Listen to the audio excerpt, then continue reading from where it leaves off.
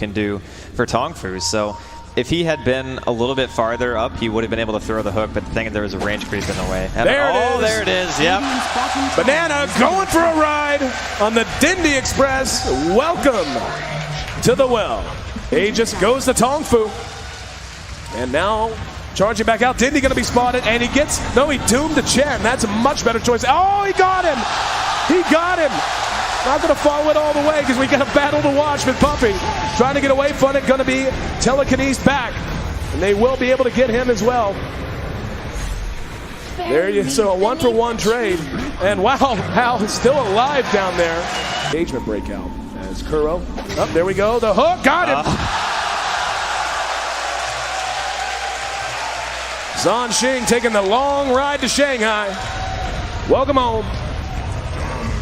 Navi's down. Can you say mega creeps?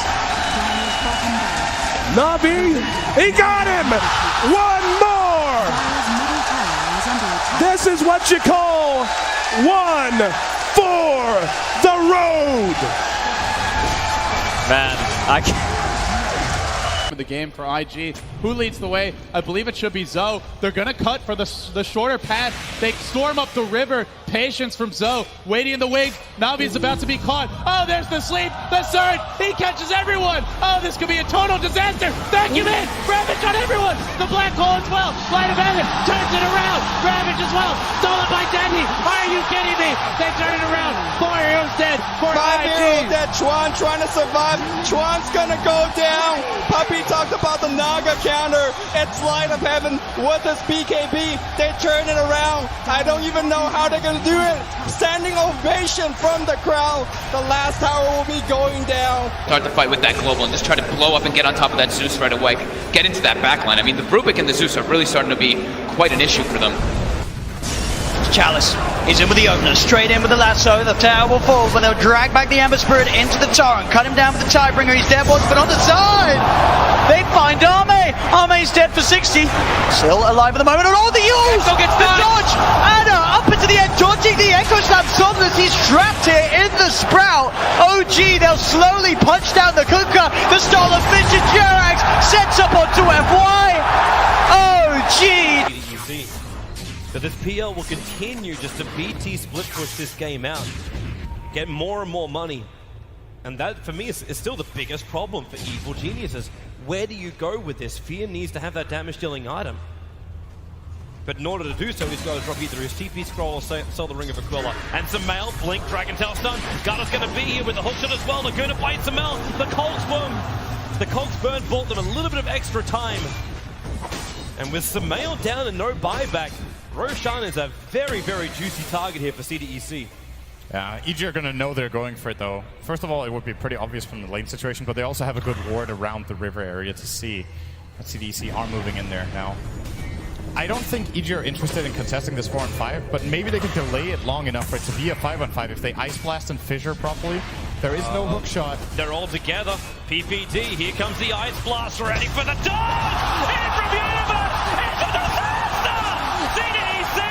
They're going to get wiped from the face of the earth, apart from aggressive. He'll jump out, but the Wombo combo perfectly hits from Evil Geniuses. And now they will take Roshan. Sumail is back, they'll get the egg into the Immortal. OG right behind Arme, gets the jump, finds the Pugner. Vision will not find a stun. Pugner with no buyback. OG, they were really playing with fire. The Hex down the Terrorblade. Spectral Haunt looking for the frontline attack, but that's why Somnus goes into the backline. The BKB, they're into the backline. Shaker, he's bouncing around. Hawk shot, she stuns on the way through. ES is gone. No buybacks available. Have LGD done it? They're holding Anna. Hold him in place. Chalice will find the damage. F5 will die for it. No, really? Anna is actually running away, but it won't stop Arme from blinking up, looking for the tier 3 tower. 2 players left alive for OG. They're the big ones, however. Thompson and Anna on the defense duty. Fortification. It's delayed as much as they possibly can. And now the jump out. Hex, the boy in the bubble. Thompson able to be protected once again. Chalice, very, very low on mana. They have a lot, but Arme, he'll change the life with Anna. Thompson needs to be pushed away. Able to do so. FY jumps onto the illusion only, so the hookshot won't be able to connect. But Anna, he needs to retreat. There's so much damage. Anna is available. They still have not taken the mid racks. OG are just trying to delay LGD for the moment. 5 heroes around. The bubble is there protecting the melee racks. Anna, Sunder! once again to Sunder. Switches to life. Army's back up to full health, but the damage from Thompson, it's good enough to kill off the bait. Buyback is there. Somnus leads forward. They just keep bunching them around, but they're still battling from inside the bubble. Pugner will come to the world living LGD. They're going for the GG push. They're going up the tier 4 towers. OG, they have to hold the line. They have the numbers. Step in from the side with a Dagon army, but no! Sunder is back up. It is there. Chalice will fall. They lose the Enchantress. FY pushing around Anna. He's so low. Can they get the die back on him? You bet your Nelly they can. Arme still very, very low. The blast will kill him off. But buyback. LGD want this now. LGD, or can they? Backing up? No, they're not. Terrorblade. BT's forward. The ball is up. Thompson needs to defend. X-Nova very visible. You've got a very, very low life Marana. But OG, they can't find the target. X-Nova, he's got the grip. He's got the control. He's got the kill. Thompson is down, but ES is up. Where the Echo slam. Oh, there he is. Forward. There's your slam. There's the dunk. There's the play. Jirax, the savior of OG. 1500 gold. He actually is going to go straight into the pipe here, opting to tank up even more. Rolling boulder from Seth misses again, but there's the Infest Bomb, and this time Ohio's in trouble. Roar will come out, they have the magnetize, they get off the silence as well, and Ohio will get right-click down. The Exorcism will go from Mushi, doing a decent amount of damage to that aggressive. The Borslow comes through, he has no Infest, he has the Armlet Toggle, needs to be careful, the Spirit Siphon coming out, the Glimpse back onto aggressive, gets him back in there. They get the Grave off in time though, the Open Wounds will come through, they have the Kinetic Shield. There's the Black Hole, from the low ground, on to 3! Step as well as M1 are gonna get chewed down. 3 dead. Mushi gets a double kill. DJ, are you kidding me? From the low ground. DJ, God, the crowd he just goes insane as he hits the black hole of his life. And Likely could just give this one up. The vision advantage with the Hawk does help. But nope, they're ready. They've actually got a smoke. They can bypass the Hawk with this, but there's no way they take this in time. Fnatic need to get out. Mushi is going to be stunned by the Boulder Smash. They're going to come through. Showit looking for Ravage. Can't find it. Mushi pops the BKB early. Aggressive blinks in. Pops the Rage as well. Still has his BKB ready to go. They really want to contest this and take it down as quickly as possible. They get the refresher for Ohio. It's coming out. Double Roar is ready. Can they find a kill off of this? Maybe he's walking up with the Silver Edge. Ohio's going to get caught first. Ravage catches onto 2. Black Hole counter initiation. Static Storm on top. Aggressive is low. They get up to Static Storm. Showit pops the refresher. It's not enough. Maybe he's getting chewed through by mid 1. They get up the Roar. They'll lose 2. They'll lose 3. They buyback on the Tide. He's got another Ravage. They have no buyback on Maybe. What an initiation from DJ. Secures another kill, and Tongfu is going to continue to push. They're not done. Mech still hasn't even been used. There's a hook. How? Brought all the way back to the base. Cleaned up by the Fountain. And waddles his way back to the front lines. Well, like I said, it does waste time, but they kind of need it. I mean, they need to be able to just eliminate somebody from the fight, very similar to what Mu can do for Tongfu. So if he had been a little bit farther up, he would have been able to throw the hook, but the thing is there was a range creep in the way. There it is. Yep. Banana going for a ride on the Dindy Express. Welcome to the well. Aegis goes to Tongfu. And now charging back out. Dindy going to be spotted, and he doomed the Chen. That's a much better choice. Oh, he got him. He got him. Not going to follow it all the way because we got a battle to watch with Puppy. Trying to get away from it, going to be telekinesed back. And they will be able to get him as well. There you so a 1-for-1 trade. And wow, Hal is still alive down there. Engagement breakout as Kuro. Oh, there we go. The hook, got him. Zhan Xing taking the long ride to Shanghai. Welcome home. Navi down. Can you say Mega Creeps? Navi, he got him. One more. This is what you call one for the road. Man, I can't. The game for IG. Who leads the way? I believe it should be Zoe. They're gonna cut for the shorter path. They storm up the river. Patience from Zoe. Waiting in the wings. Navi's about to be caught. Oh, there's the sleep. The surge. He catches everyone. Oh, this could be a total disaster. Vacuum in. Ravage on everyone. The black hole as well. Light of heaven turns it around. Ravage as well. Stolen by Dandy. Are you kidding me? They turn it around. 4 heroes dead for 5 heroes IG. dead. Chuan trying to survive. Chuan's gonna go down. Puppy talked about the Naga counter. It's Light of Heaven with his BKB. They turn it around. I don't even know how they're gonna do it. Standing ovation from the crowd. The last tower will be going down. Start the fight with that global and just try to blow up and get on top of that Zeus right away. Get into that backline. I mean, the Rubik and the Zeus are really starting to be quite an issue for them.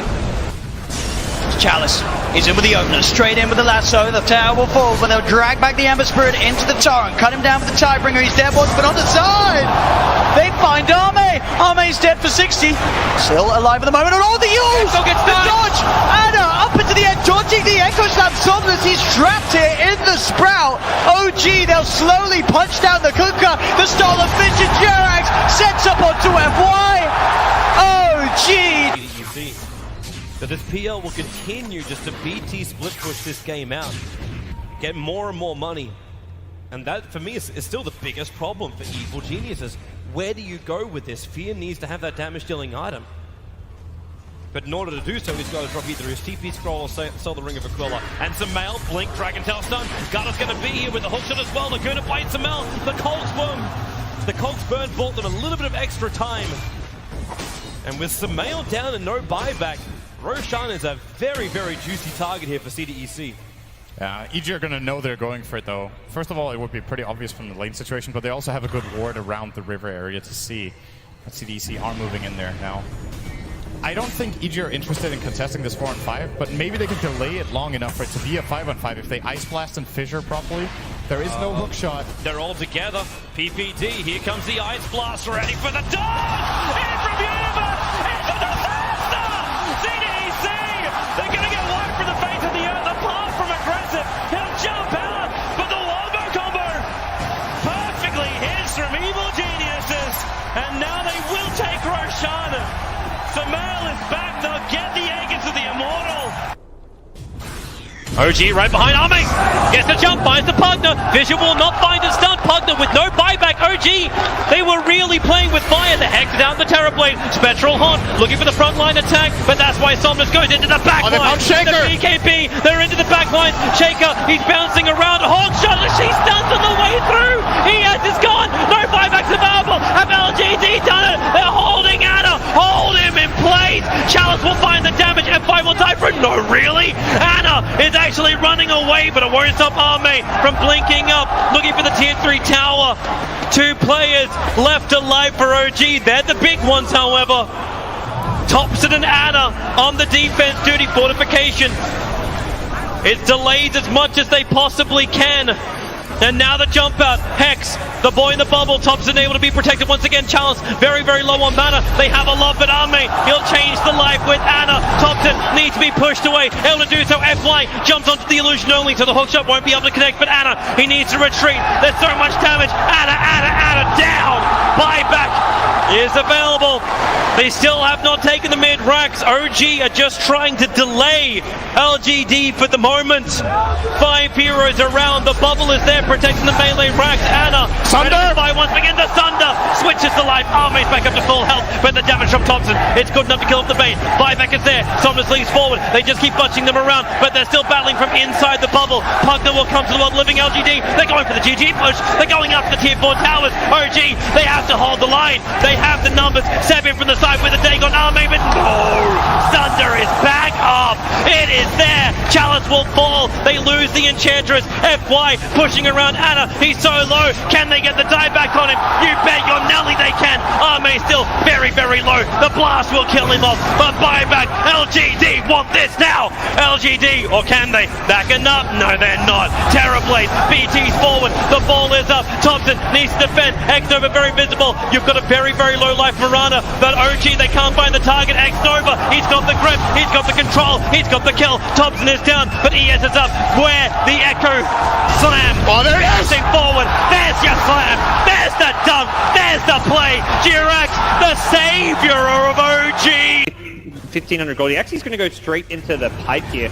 opting to tank up even more. Rolling boulder from Another- Zep misses again, but there's the best bomb, and this time Ohio's in trouble. Roar will come out, they have the magnetize, they get off the silence as well, and Ohio will get right click down. The exorcism will go from Mushi, doing a decent amount of damage to that aggressive. The Borslow comes through, he has no infest, he has the armless toggle, needs to be careful, the spirit siphon coming out, the glimpse back onto aggressive, gets him back in there. They get the grave off in time though, the open wounds will come through, they have the kinetic shield. There's the black hole from the low ground, on to 3, Stefan Blas and M1 are gonna get chewed down, 3 dead, Mushi gets a double kill. DJ, are you kidding me, from the low ground? DJ, God, the crowd here just goes insane as he hits the black hole of his life. And likely could just give this one up. The vision advantage with the Hawk does help. But nope, they're ready. They've actually got a smoke. They can bypass the Hawk with this, but there's no way they take this in time. Fnatic need to get out. Mushi is going to be stunned by the boulder smash. They're going to come through. Showit looking for Ravage. Can't find it. Mushi pops the BKB early. Aggressive blinks in. Pops the rage as well. Still has his BKB ready to go. They really want to contest this and take it down as quickly as possible. They get the refresher for Ohio. It's coming out. Double Roar is ready. Can they find a kill off of this? Maybe he's walking up with the Silver Edge. Ohio's going to get caught first. Ravage catches onto 2. Black Hole counter initiation. Static Storm on top. Aggressive is low. They get up to Static Storm. Showit pops the refresher. It's not enough. Maybe he's getting chewed through by mid 1. They get up the Roar. They'll lose 2. They'll lose 3. They buy back on the Tide. He's got another Ravage. They have no buyback on Maybe. What an initiation from DJ. Secures another kill, and Tongfu is going to continue to push. They're not done. Mech still hasn't even been used. There's a hook. Hal brought all the way back to the base. Cleaned up by the fountain. And waddles his way back to the front lines. Well, like I said, it does waste time, but they kind of need it. I mean, they need to be able to just eliminate somebody from the fight, very similar to what Mu can do for Tongfu. So if he had been a little bit farther up, he would have been able to throw the hook, but the thing is there was a range creep in the way. There it is, yep. Banana going for a ride on the Dindy Express. Welcome to the well. Aegis goes to Tongfu. And now charging back out. Dindy going to be spotted, and he doomed to Chen. That's a much better choice. Oh, he got him. He got him. Not going to follow it all the way because we got a battle to watch with Puppy. Trying to get away from it, going to be telekinesed back. And they will be able to get him as well. There you so a 1-for-1 trade. And wow, Hal is still alive down there. Danger breakout as Kuro. Oh, there we go. The hook got him. Just so you're aware.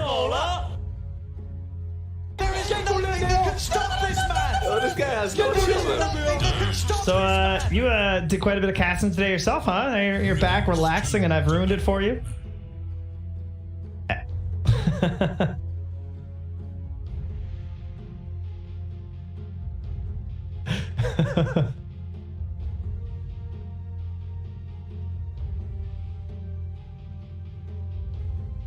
10 seconds. 5 seconds. Exactly. Yeah.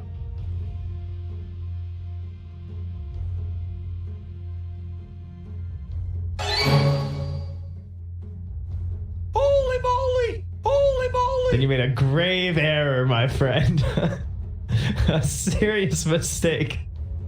Oh, I'll tell you one thing. I was listening to game 2 of EG versus Seeker because I was like, okay, so I saw that there might be a production issue, so I was really hoping you guys would go to game 3 because then maybe the internet would be there and I wouldn't have come down and set up my whole shit instead of eating supper with my dear children.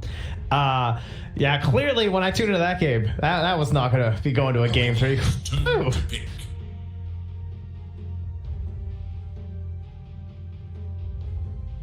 Dyer's turn to pick.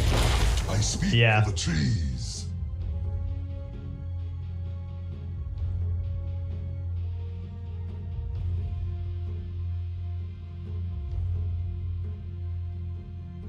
I'll tell you one thing, it was a good thing you had Jenkins. Oh my god, I was dying. The Jenkins shriek just kills me.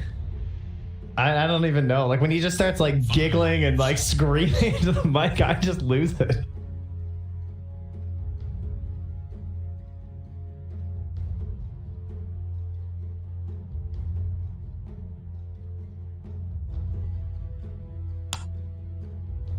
Yeah, that's very appropriate. You never know what's going to happen with the Jenkins. Much like, I guess we don't really know what's going to happen too much from Force Invasion Thunder Predator. The last time, it was a 2-0. I know you're busy in Europe land, but I've been holding down the fort back over here. Don't worry. I'm trying to keep things together as much as I can. And...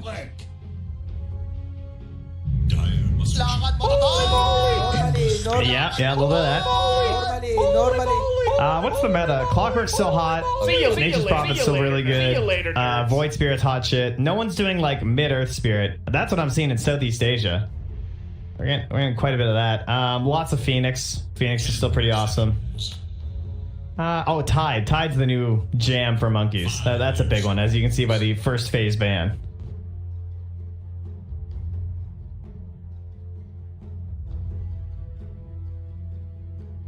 Yeah, I know. They first phased it twice in a row.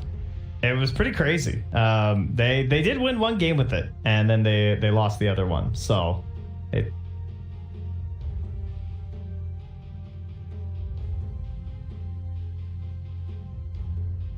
Oh, dude. It's a explanation.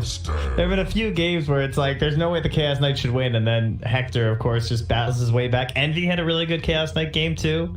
Yeah, the hero just... it's like he gets the S and Y and he starts hitting people and suddenly there's a heart. It's like if you just win that one fight after S and Y and like BKB, suddenly the game just kind of feels over. 5 seconds. Oh, Dark Mago? Is that how do you say his name? That's how we've been pronouncing it.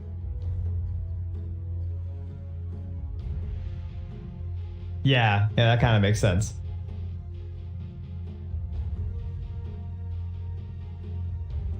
Well, he's gone now. Is he on Omega?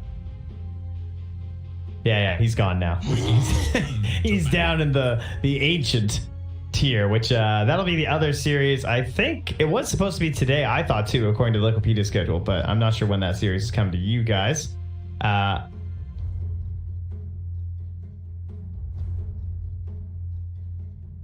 Yeah, I don't know. That was a real rough one. I'm not sure if they'll survive by the end of that ancient bracket.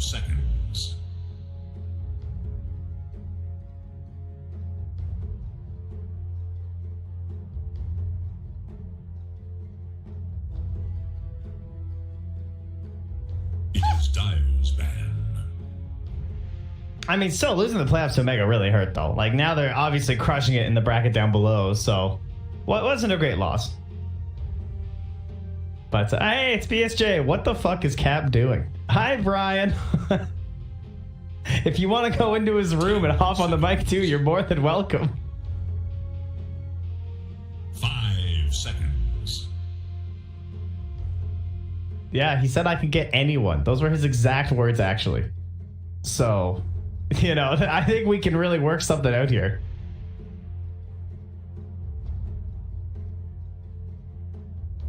What was up with Brian's makeup today?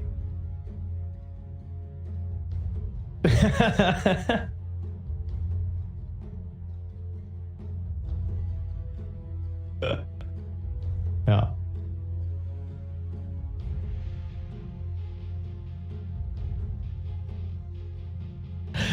I made a grave mistake.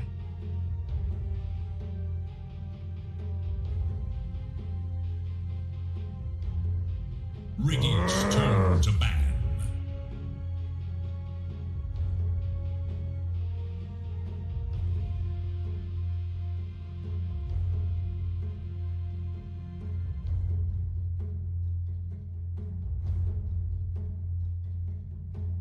Yeah. 10 seconds. 5 seconds. He's on the no checkout option. Yeah, he can't just go back to his hotel room and lie down on the bed and just fall asleep at some point. He has to send me frantic messages about random offsite casts. We also, in terms of our meta, it's all about banning the hard position ones. That was like the big thing in the second phase, but I feel like that's starting to even fall off a little bit. But Diamond's turn to pick. Ugh, that's gross. Yeah, what are those heroes doing?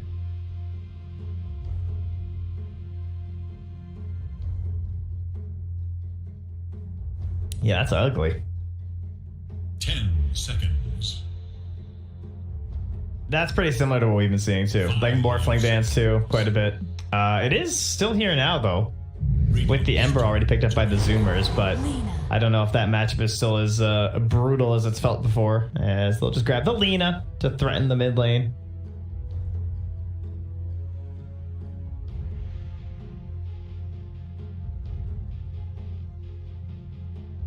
It started that way like the beginning of the month, where there was like it would be like first phase Lina, and then they would either flex it between the 4 or the 2, but now it's like all mid Lina as of late. So I will say Leo Style has been an absolute beast this tournament. He's pretty much the MVP.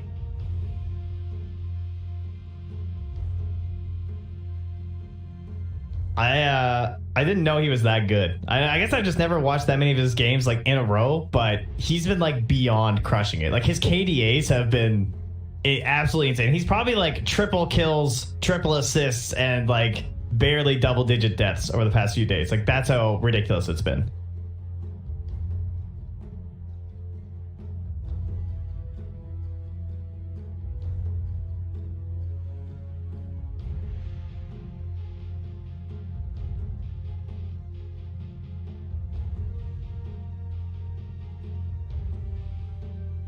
Dire's turn to pick. Mirana.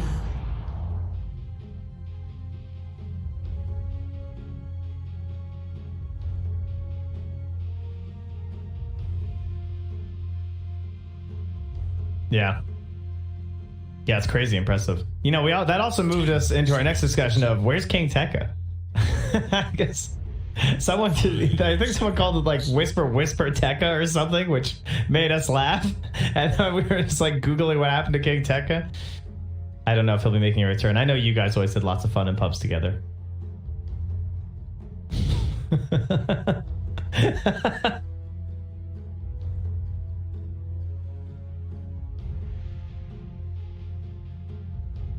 Yes, I was gonna say the exact same thing. They have the Mirana and they have the Beastmaster.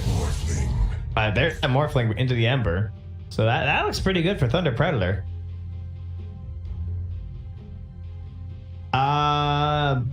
Who was it? I think maybe Beast Coast pulled it out. Not really. There's no significant IO players. Like there's no team where the IO is a first phase like question of like should we ban it or not. There's just like a couple teams that will randomly pull it out. But that's kind of it. Yeah. The Gyro has actually looked really good for them. Like just the idea of like the early rotations. Especially we just have that like 6-7 minute timing every single game where like the 2 position ones just swap lanes. And the stronger lineup at that time basically gets the tower first and then still tries to hold their other tower. 10 seconds. 5 seconds.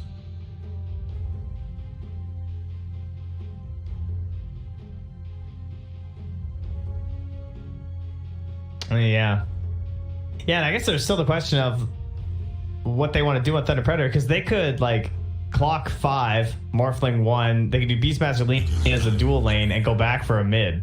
Or they could play that off lane Leshrac, which we have been seeing from some of the SA teams.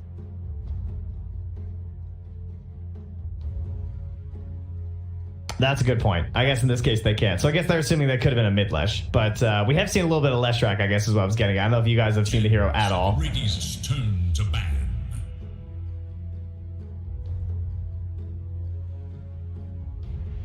Yeah, and that tipped off Thunder Predator immediately.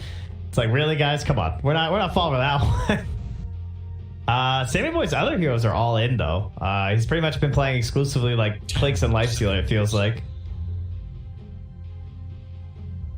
5 seconds. No, I should say since then. Since then, it's mostly dead. Turn to ban. Yeah, but he had a pretty serious stint. Since then, it's been like the Void, the Lifestealer. They tried the Arc Ward, but that's been banned too. Probably a Void ban. I mean, they have AA. You gotta imagine they're gonna ban Faceless Void. 10 seconds.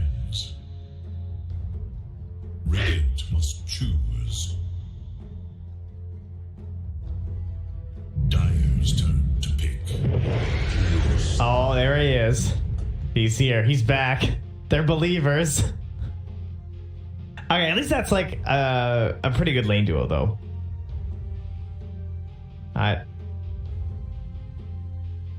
You gotta believe. You're in North America now, where heroes don't get punished for farming slowly at the start.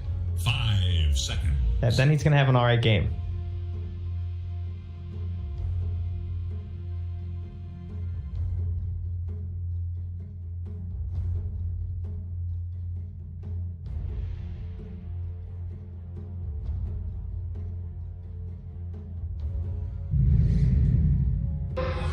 Yeah. Select your hero. Make the ultimate choice. Yes.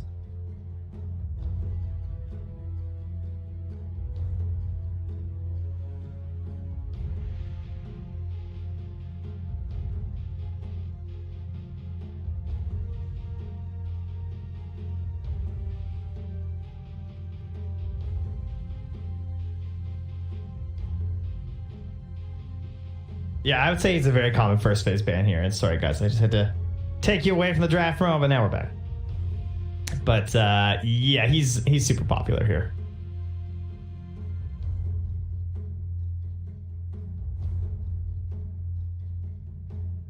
Seconds.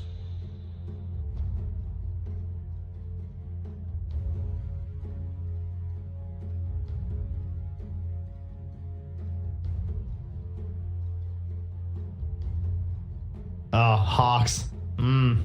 That's a good one. Well, I think a lot of our games too have just been this, in traditional NA fashion, the like 25-minute Roche fight is like whoever wins that, it just feels like the game's just like so likely to be theirs.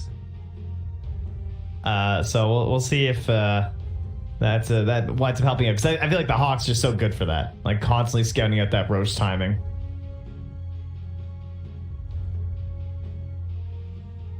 Thunder Predator? I don't know. Maybe I have a bad pronunciation of it. Thunder Predator. Maybe it's because I'm saying the Predator too fast, so it just kind of sounds like Predator or something.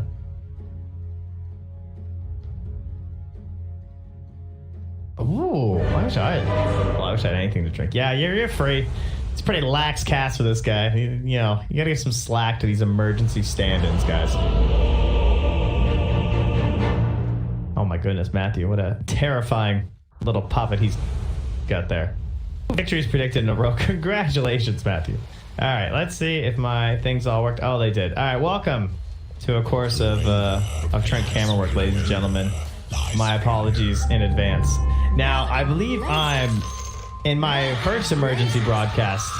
I missed one of two First Bloods. Might have missed both. I don't remember. But either way, tonight, we're not going to miss the First Blood, guys. Oh, yeah, you've been living the life over there, huh? My condolences, friend. I'm sorry that you can't just, like, latch on. Would you like me to share my screen?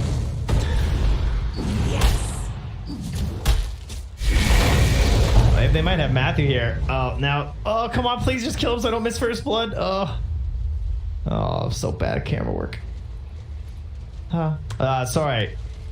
30 seconds to battle. Wait, what's wrong with the sparkling water?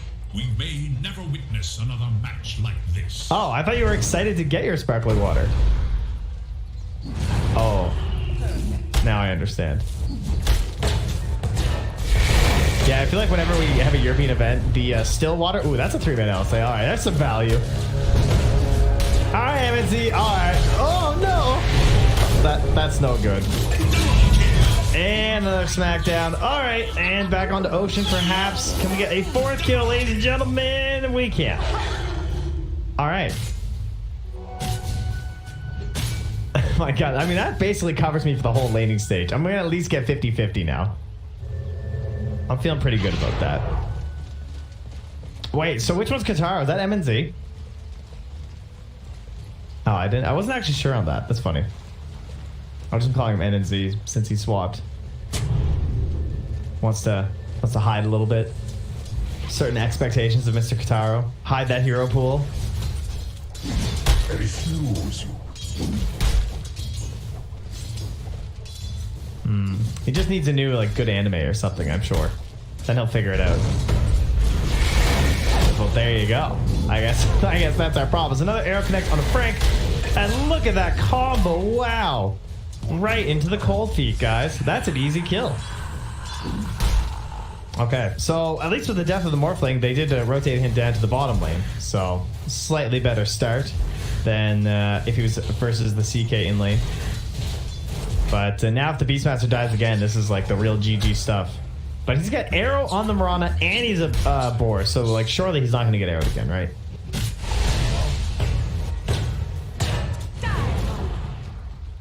And he's like way back here. Yeah, I was going to say, that looked really strange. It kind of had that staircase angle. Yeah, there you go.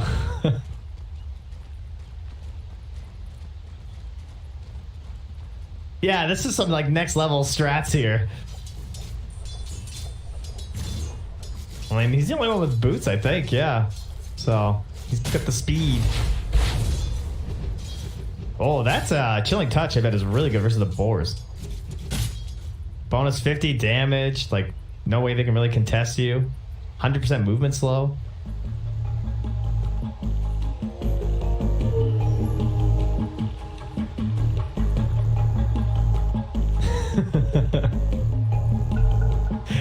Look, not everyone can be Enchantress, okay? For ultimate glory, continue.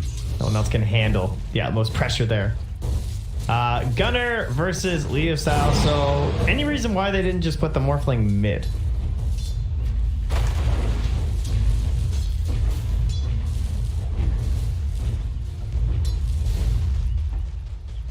Yeah, because they can't like guarantee the matchup versus the Prophet. I feel like versus the Prophet should be fine, but then if they try that, then she's gonna get the CK and yada yada yada. Back under the tower, the monkeys.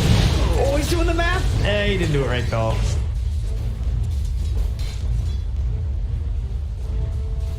Yeah. Yeah, that was pretty shockingly close too.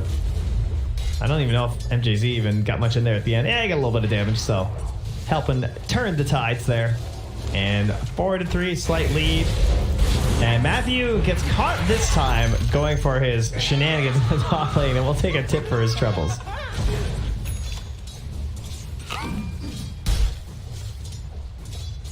I also have not tested any of these overlays, guys, so let's hope for the best. So far, it looks pretty good.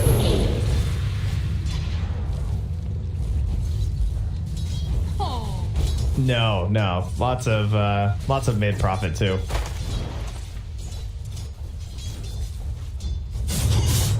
Yeah, I really like to go to the mid lane.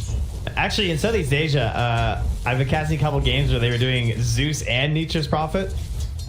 Some games went really well, some games went pretty terrible, because like if you don't snowball, it's bad. But like they would use the Thunder God's Wrath and the Wrath of Nature, so it's just like a stupid amount of damage. Yeah, exactly. And you get that like big like 450 damage. It's Frank down again. Man, this seems like a really good for a CK lane. And the worst part is, you know, talk about how like good Beastmaster's been and stuff, but he can't start this poor or else he's just not really the same hero.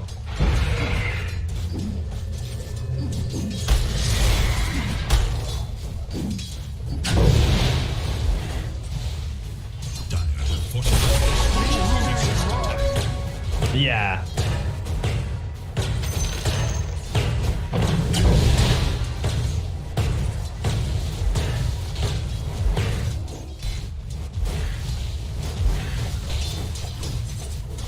And plus, the way that he was just utilizing those treants versus MJZ, he's versus 3 heroes now, and he might get out. He got away. And he almost killed the Clockwork. I mean, I'd be pretty damn disappointed. Oh, Ocean, though. Oh, is he? Ocean's also just camping with that arrow down there, too. But he's going for the creeps, not for the kills. And Lena's going for the other bounty rune, so if Ocean goes up there, he could be in trouble. Uh-oh. Oh, Leo Sal still just level 5.5. Yeah, that was pretty sick. Yeah. So, yeah, he's totally behind this tree. But he'll be alright. That is true. 6-minute rune coming up here soon, and Gunnar hoping to be level 6. So might be able to actually go for that. And we'll see if Matthew just like sticks around the cover. Seems like he's gonna hang out for a little bit, but Husky's also rotating through with a smoke. And they have bolas, 3 points in flame guard. Is this just dead? This is how you do it.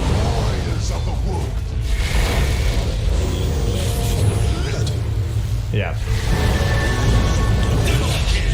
To their top tower. The lesson Yep. was run. Look to the middle tower. Dire's middle tower has fallen. And he's so good at the side towers too. Like, I mean, the mid is one thing, because obviously it's like the really important one. But the fact that you just like TPing the trees in behind, either offensively or defensively, can be just like so good. And now they're stealing stacks too, and they're stealing them from both.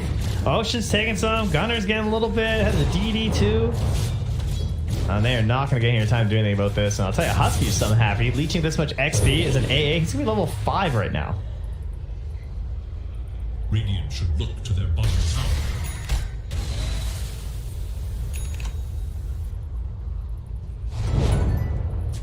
Well, beep, boop, beep, boop, beep, boop, beep.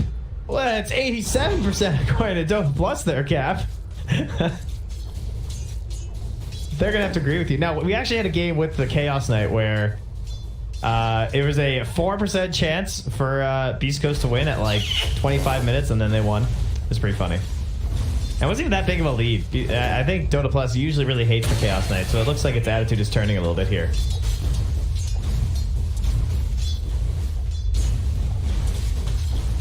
Oh, yeah.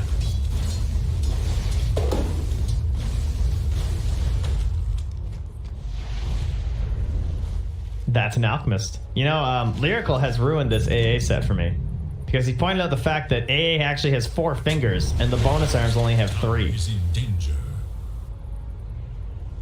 And you know, like, these Dota heroes are all about their finger lore. Bottom tower is under attack. Yeah, thank you. I haven't been able to communicate via the pigeon yet. Across the sea. Matthew, Ice blast up top 2. Jeez. Just keeps going. Dire should look to their top tower. Your corpse. That actually sounds pretty accurate. I think Valve are happy with that. Well, then there's Artifact. There's lore and Artifact, Cap. How quickly we forget.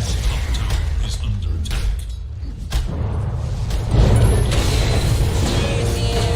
Yeah, actually, I don't know. They have no plays right now, man.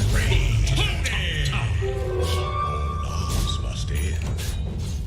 Dire structures are fortified. No, I kind of got there just as it was happening. Tower is under attack.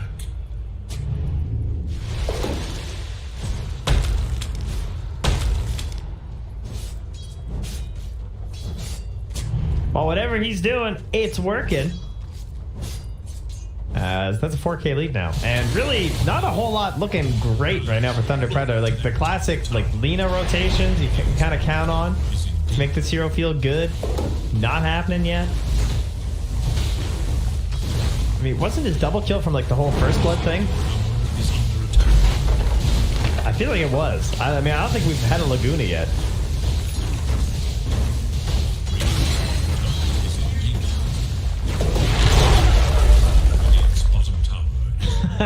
Oh, yeah, that's right. Oh, no. Oh.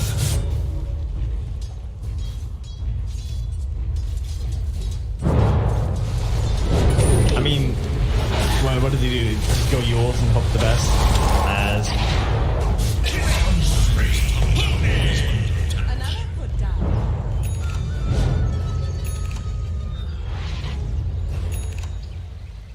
I guess with how far ahead they are, he might just want to, like, take buildings. I don't know if they even need an Orchid. Oh yeah, I've been loving that one. That's a real, like, feels good moment when you can snag that away from somebody. Oh, and look, Frank's just back to the top lane.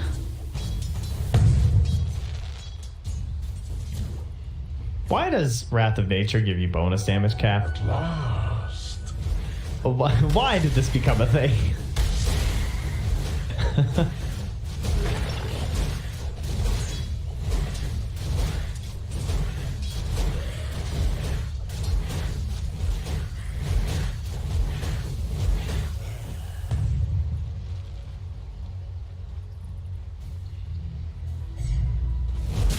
Oh, that is interesting. I guess it's just like really well spread on those last bounces too, though, for a ton of damage. But yeah. Radiant's bottom tower is under attack. Yeah, him needs the math. They're smoked up now, looking for another kill. I'm just gonna follow the player. MJZ interrupts the smoke gang towards the Morphling, so that's their good news. It keeps MNZ alive. Radiant's bottom tower is in danger. Eager to know Dire's whereabouts. That's pretty ridiculous, though. 1,002. It never feels as impactful later on. I guess it's just like such a stupidly valuable nuke compared to all the other spells at this point in the game, so it really stands out.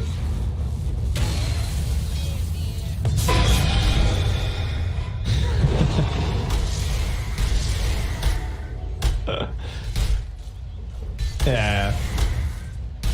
Alright, well, you can call me your fears. Lucio has the Yules, he's gonna smoke up, and he even has an illusion rune. Not that particularly helps. Well, I guess there's an Ember. That's something. Maybe he can make a little play. Alright, Gunner. Team? Nothing.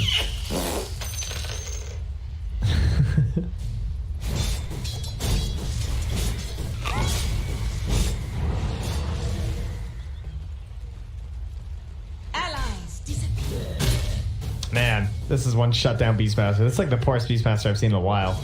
I didn't know Ocean actually had so much gold, because he was actually like under leveled. But I guess all that creep hitting has really added up. Where's Gunner's gold though? I guess he's been so hungry for kills that he's not actually as far ahead as I thought he would be.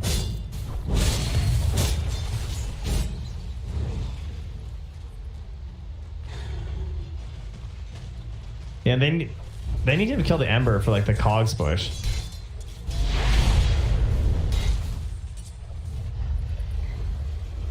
And what is Same Boy up to? Still working on the SNY. How good of a morph game is it outside of Ember?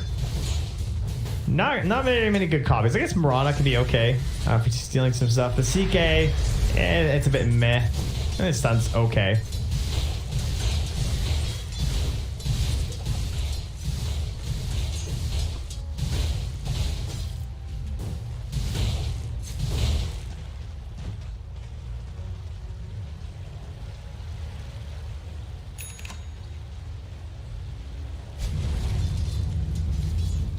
Yeah.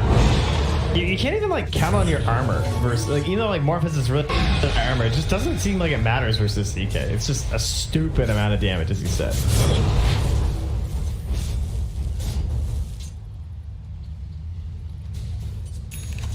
The rule of invisibility.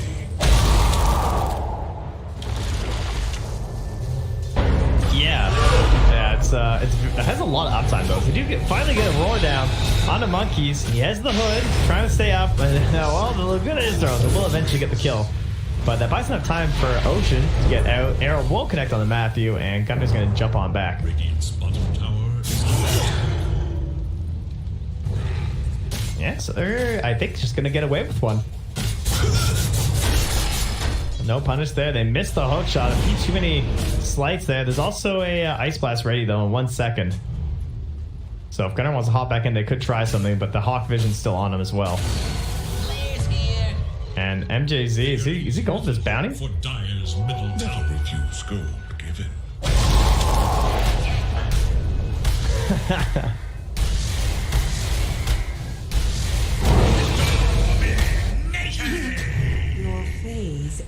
All right, you guys can hear those random WhatsApp buzzes. Well, as you can tell, people are waking up, ladies and gentlemen. I'm so sorry. It's okay. It's alright, Lyrical. I forgive you. It's, he's alive now. Alright. Relax, PC. Hold on. I'm gonna WhatsApp on people. So Lyrical was asleep because we're also casting Southeast Asia stuff. So I was trying to get him to help me out. Since I figured he might be awake, but he vanished. Let me mute all these shenanigans for you fine folks. You can tell I'm obviously doing a lot of production these days and clearly know what I'm doing. I was fully aware, don't worry. I was not expecting you for the best of 3 of Zoomers versus Thunder Predator in your hotel room. Sorry. Wow, I mean, I guess you're there long enough. That's a very good point. Although that's almost worse. No service. Come on now. Arrow. Oh, was that just a distance thing there? Yeah, couldn't quite hit MNZ. Now they're going to catch Gunner. The turn begins. Sameboy has Phantasm in 1 second, but I don't think the team is coming for this one. They would rather just get on out. As MNZ, you know, that's kind of a nice tool though, right? You have the Sleight of Fist as Morphling versus Chaos Knight. Oh, that's no good. And not... Oh, the arrow? No, not gonna be able to save. And, whoa, right click down, monkeys. Oh, Ocean's just trying to jump in. Yeah, I am surprised he's not going for that.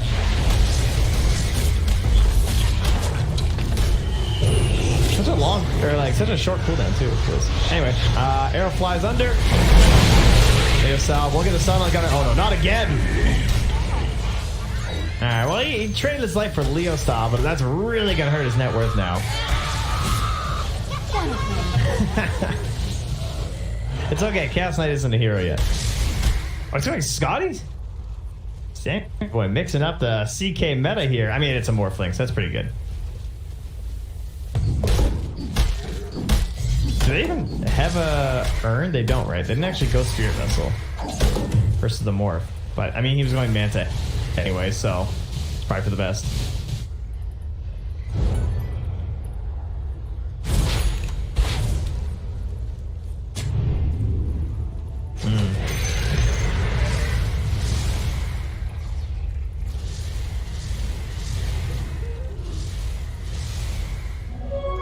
Yeah, exactly. And then you just pull everyone together and smack them to death. And Frank Necro into the Vlads, actually getting some items for himself here. The big recovery's there now. Ocean not gonna get roared up. Matthew was closing in there too. Could have been some trouble. Gunner again, just tempting fate here. He's letting himself get roared. Gunner? Alright, well, it's a trade. I don't know about that one there, friendo.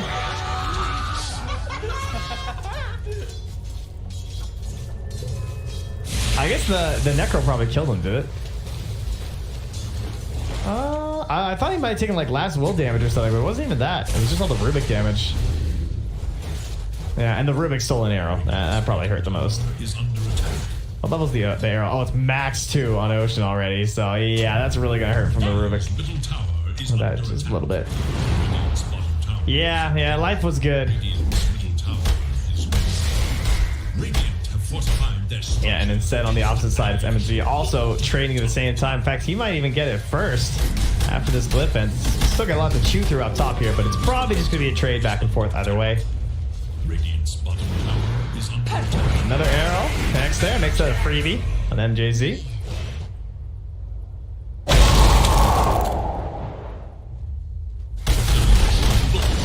Yeah, exactly. They're trying to rush for it right now. Sameboy's just hitting the neutrals. Run over, run over. All right, Husky's waiting. And they're not going to get the morph there in time. No. Nice plays. Gets the deny, but even if he had went straight for it, I don't think he would have got it. As they just lost Gunner again, as I'm looking to see if they're going to catch M&Z down here. Gunner, my guy. What's going on? You just got Lagoona'd?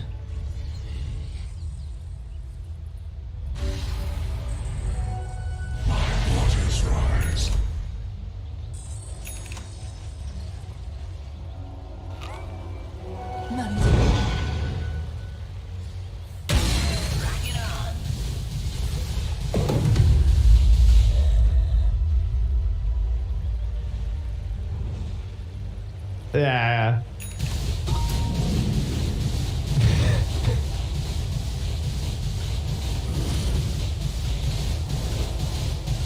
Wanna play with fire?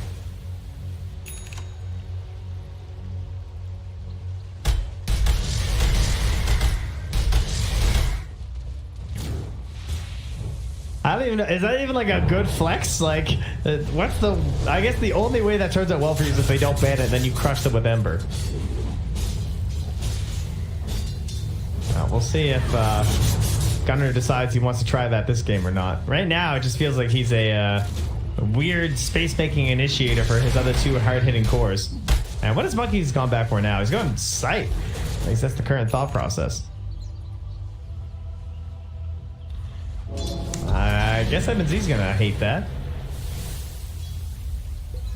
10-second BKB on Leo style though. So that first Roche fight, we got some tools here. Tools and tactics available. You know what? They have double Sleight of Fist for this Phantasm if he copies the Ember. Because Matthew's holding it too. Now we're talking. Well, someone's gotta kill these damn illusions. You know, the clear for the CK illusions isn't actually that bad, considering how late the CK pick was.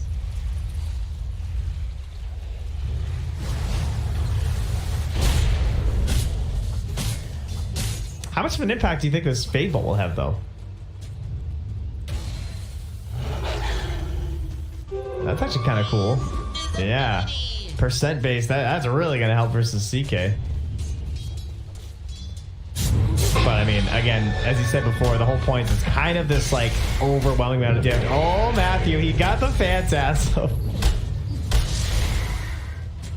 Alright, well, we'll see if perhaps Sammy Boy was unaware of what he gave up there and they can make some sort of a sneaky play.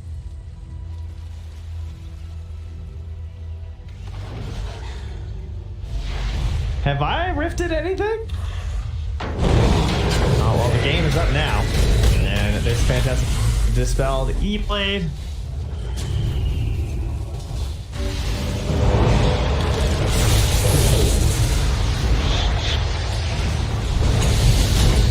Man, they just can't hit these arrows for the damn boars, but at least they didn't get the follow-up on the Gunner, so he's back and safe.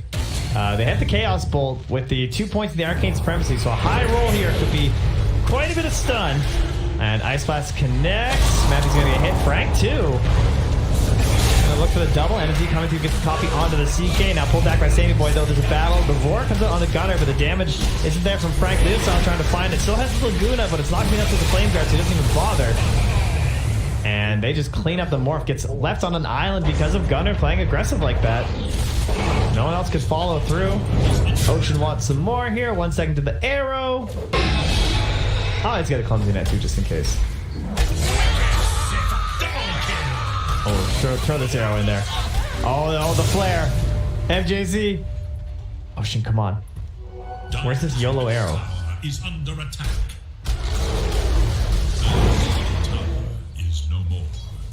Yeah, that was a lot better.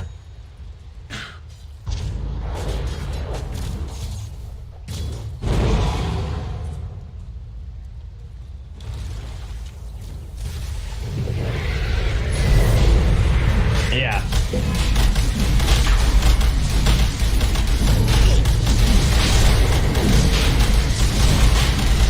The timing was just so good as well with the Morphling. Completely isolated with Sammy Boy. Alright, well, Hookshot is there, so YOLO to get. Oh, the leaping arrow! What? Lost the Hookshot! Ocean's insane! I've never seen him get down, Mr. President. It stops the initiation completely.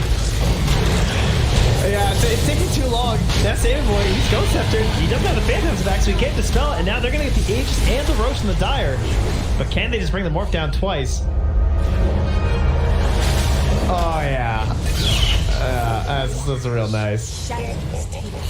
And Frank, well, at least we'll find a bounty rune there. If they try and hunt a little bit further, they're not going to get anything. Alrighty. Oh, that was cute. Ocean gets the big props for that leap. That was absolutely comical.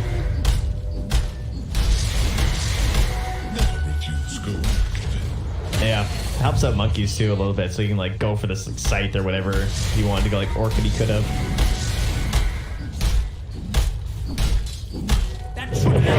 No, way more Orchid. Yeah.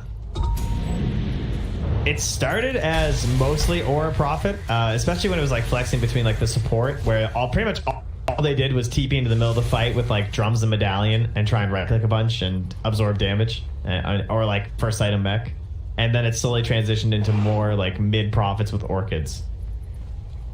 The monkeys kind of harkening back to more so like the start of the tournament.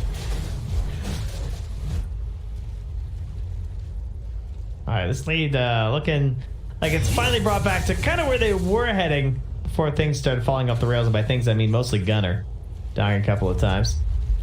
And he's going to go for the safe BKB.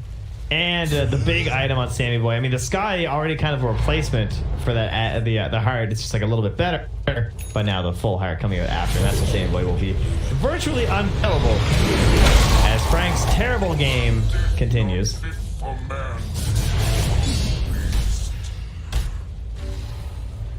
And now they're all just kind of stuck in it. They're going to smoke from behind. I don't even know if they want to get aggressive here. I think they just want to get back home.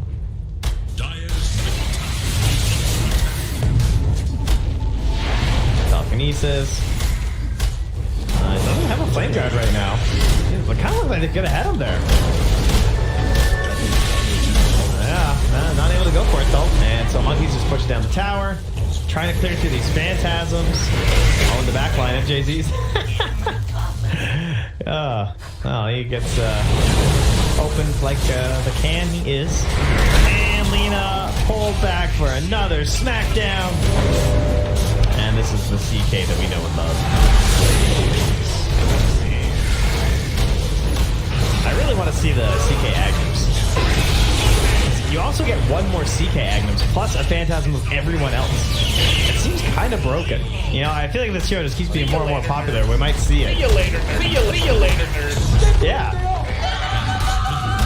Dude, like for 4 Phantasms, alright, so he might not buy it, but at least it's a Roche Ags. That's like a pretty legit reason to give to CK for a 4th Phantasm. And then like depending on your other allies.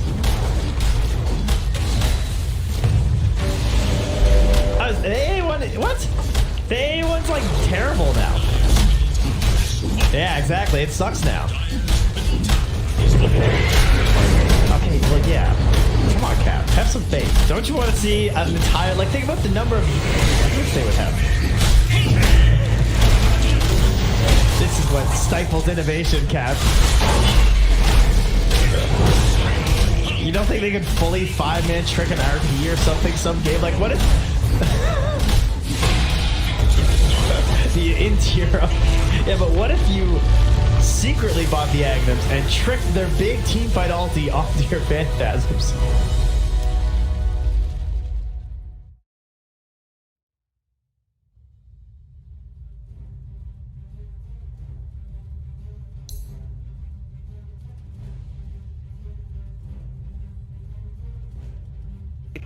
$1,500 gold. He actually is going to go straight into the pipe here, opting to tank up even more. Rolling boulder from Seth misses again, but there's the invest bomb, and this time Ohio's in trouble. Roar will come out, they have the magnetize, they get off the silence as well, and Ohio will get right click down. The exorcism will go from Mushi, doing a decent amount of damage to that aggressive. The Borslow comes through, he has no infest, he has the armlet toggle, needs to be careful, the Spirit Cypher coming out, the glimpse back onto aggressive, gets him back in there. They get the Grave off in time though, the open wounds will come through, they have the kinetic shield. There's the black hole, from the low ground, on to 3, Step as well as them 1 are gonna get chewed down, 3 dead, Mushi gets a double kill. DJ, are you kidding me, from the low ground? DJ, God, the crowd, he just goes insane as he hits the black hole of his life. And likely could just give this one up. The vision advantage with the Hawk does help.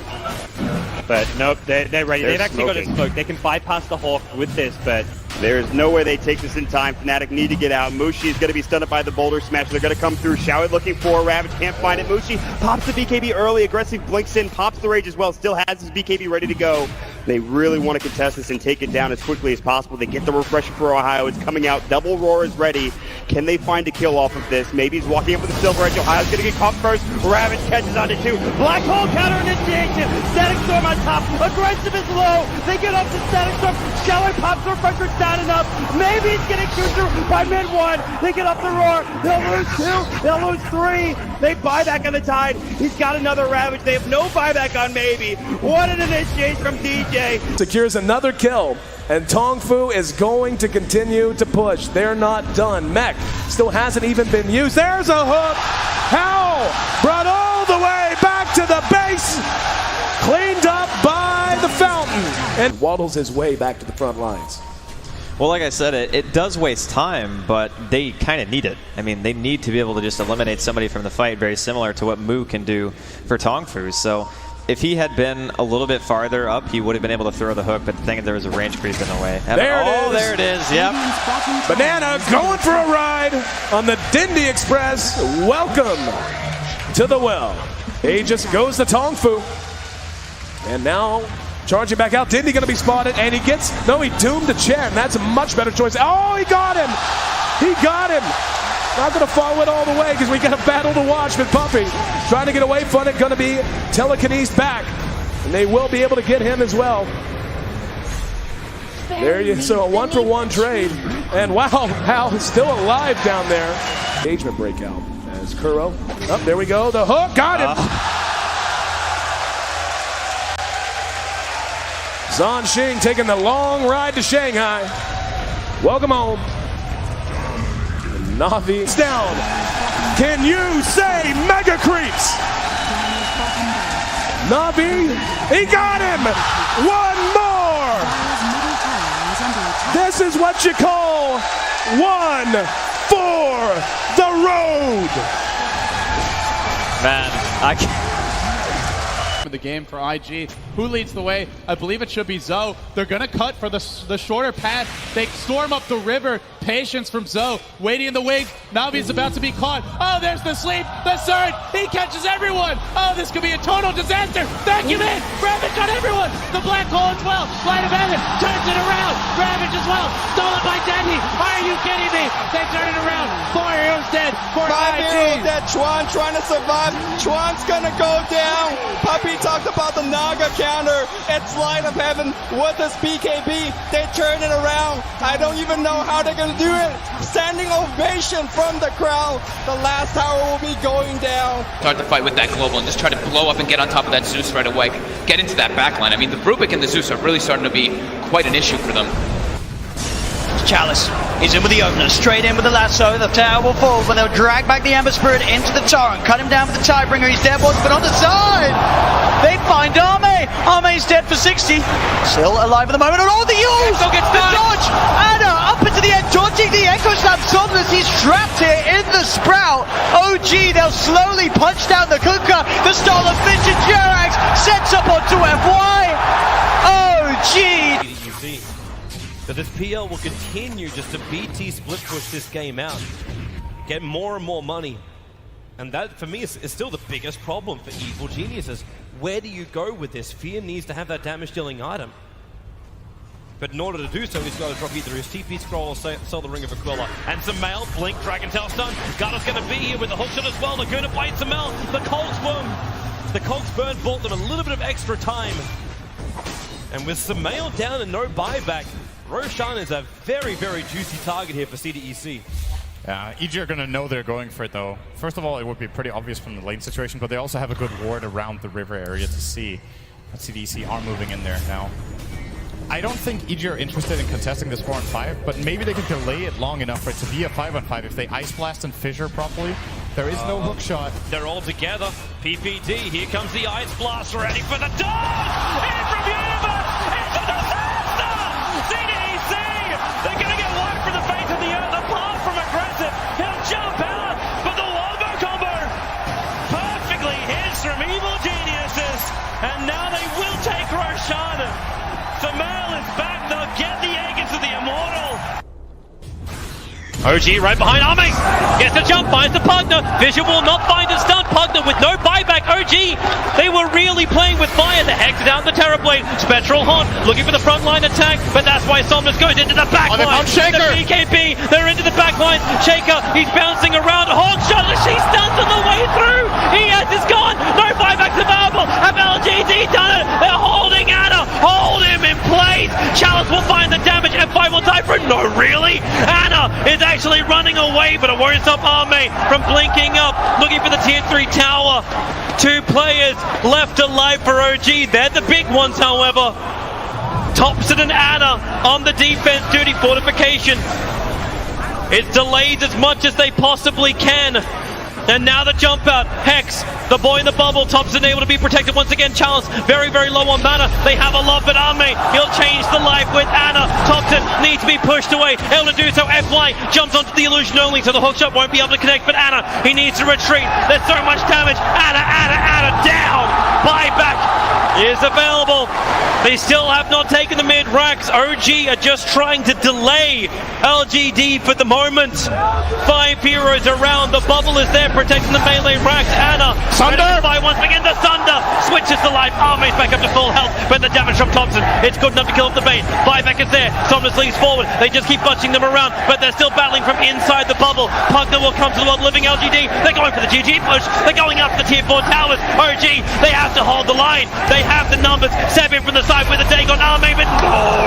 Sunder is back up. It is there. Chalice will fall. They lose the Enchantress. FY pushing around Anna. He's so low. Can they get the die back on him? You bet your Nelly they can. Arme still very, very low. The blast will kill him off. But buyback. LGD want this now. LGD, or can they? Backing up? No, they're not. Terrorblade. BT's forward. The ball is up. Thompson needs to defend. X-Nova very visible. You've got a very, very low life Mirana. But OG, they can't find the target. X-Nova, he's got the grip. He's got the control. He's got the kill. Thompson is down, but ES is up. Where the Echo slam. Oh, there it is. Passing forward. There's your slam. There's the dunk. There's the play. Jirax, the savior of OG. 1500 gold. He actually is going to go straight into the pipe here, opting to tank up even more. Rolling boulder from Sep misses again, but there's the invest bomb, and this time Ohio's in trouble. Roar will come out, they have the magnetize, they get off the silence as well, and Ohio will get right click down. The exorcism will go from Mushi, doing a decent amount of damage to that aggressive. The Borslow comes through, he has no infest, he has the armlet toggle, needs to be careful, the spirit siphon coming out, the glimpse back onto aggressive, gets him back in there. They get the grave off in time though, the open wounds will come through, they have the kinetic shield. There's the black hole, from the long ground, on to 3! Sep as well as NM1 are gonna get chewed down. 3 dead. Mushi gets a double kill. DJ, are you kidding me, from the low ground? DJ, God, the crowd here just goes insane as he hits the black hole of his life. And Likely could just give this one up. The vision advantage with the Hawk does help. But nope, they're ready. They've actually got a smoke. They can bypass the Hawk with this, but there's no way they take this in time. Fnatic need to get out. Mushi is going to be stunned by the boulder smash. They're going to come through. Shout looking for Ravage. Can't find it. Mushi pops the BKB early. Aggressive blinks in. Pops the rage as well. Still has his BKB ready to go. They really want to contest this and take it down as quickly as possible. They get the refresher for Ohio. It's coming out. Double Roar is ready. Can they find a kill off of this? Maybe he's walking up with the Silver Edge. Ohio's going to get caught first. Ravage catches onto 2. Black Hole counter initiation. Static Storm on top. 10 seconds. 5 seconds. Radiant's turn to pick.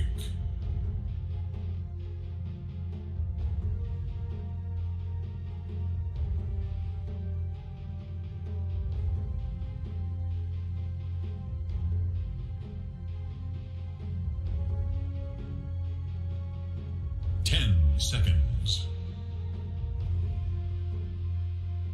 5 seconds.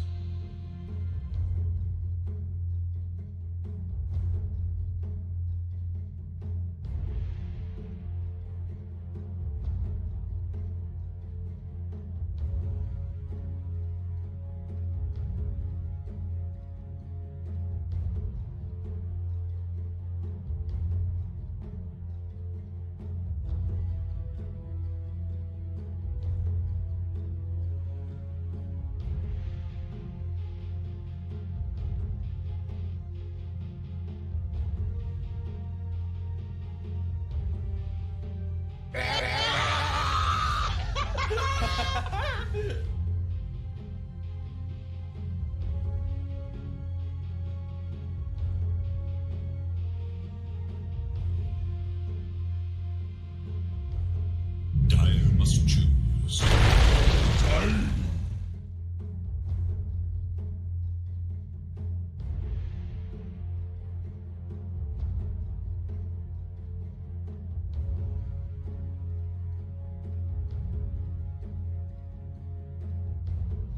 Seconds. 5 seconds. Radiance must choose.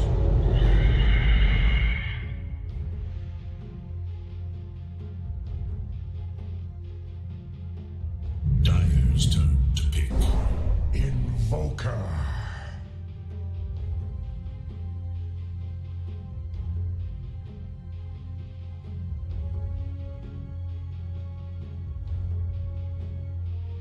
It is Radiant's spam. Puck.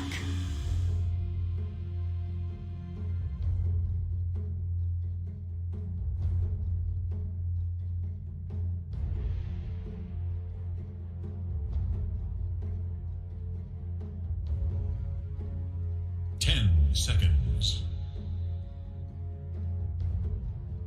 5 seconds. It is Dire's ban. Hello. I'm doing great. I managed to drag a sad, tired, EU, hard-working caster from his bed to come and talk about one game of North American Dota, and I think I broke him. So it's a good thing you came. 5 seconds.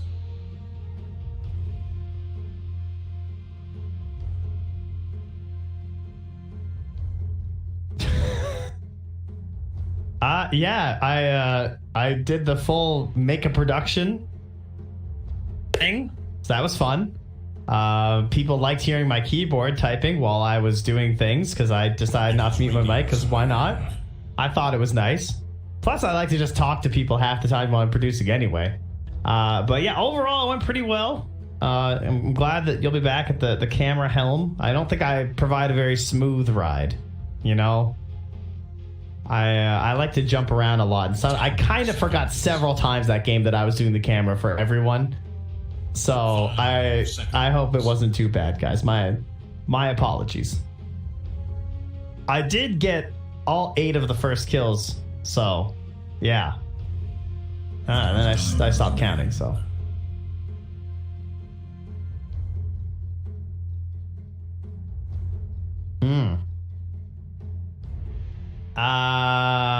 Yes. Yeah, I think it was 10th. It's either 10th or 9th.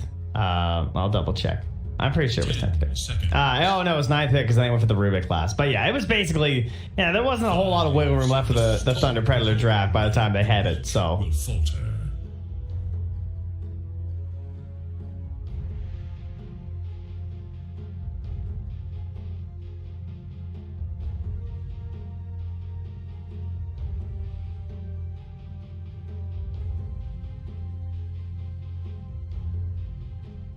I do think a lot of it comes from the laning stage, though, and that's what made it so good last game, is that he had the pairing of the AA in the lane as well as the Mirana, and then it was a CK and a Beastmaster from the side lanes, and so they, like, the Morph didn't want to lane there, and then the Beastmaster, even though you had, like, the boards and stuff to, like, try and help maybe block arrows and stuff, it was just too much. It, like, completely overwhelmed him, and he just got blown up. Frank had no game on the Beastmaster, so... Yeah, he needs a bounce back here. And they actually instantly took care of the 2 heroes that might try and help you with that again, with the Bat Rider and the Legion Commander once again being the first 2 bans. 10 seconds. 5 seconds.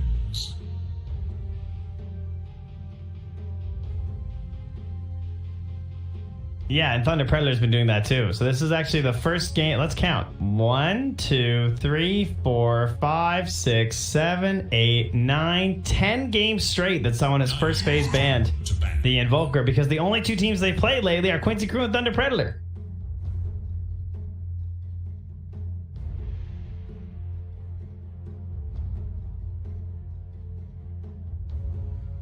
Yeah, their last 10 games have just been Thunder Predator Quincy Crew between here and ESL. Because they knocked Thunder Predator down the lower bracket, then they lost to Quincy Crew in the upper finals, and now they're playing Thunder Predator again.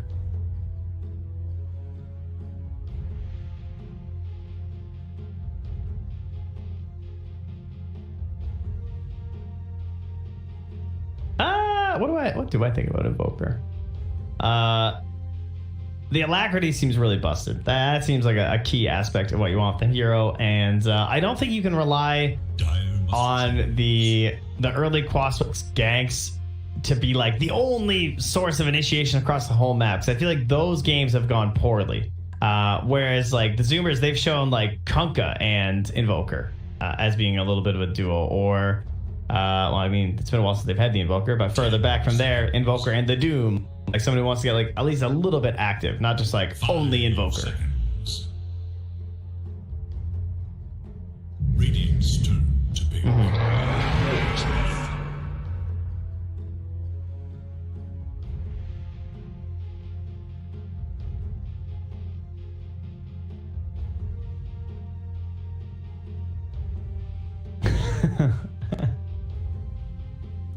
Seconds. 5 seconds.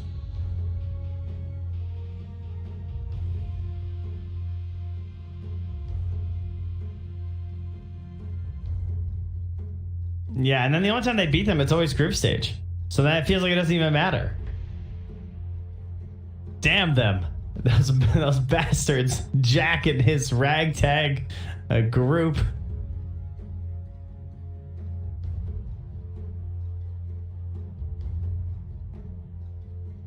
Yeah, they can have villain makeup, and then if EG comes, they could give them like the European outfits, since they haven't been playing here, you know.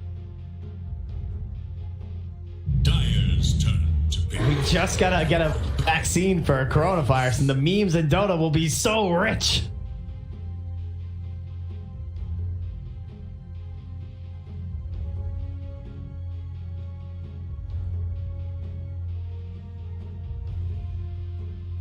Seconds.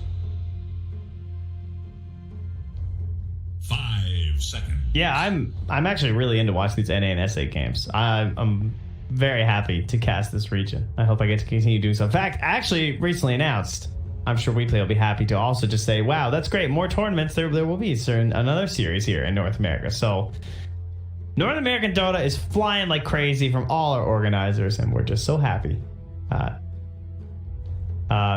Yeah, it's another pro series. Yeah. Yes, from WePlay's friends at BTS, you know, they cooperate, so I think that's fine. Yeah, so there'll be more NA Dota in your guys' future. It's great news for everyone involved.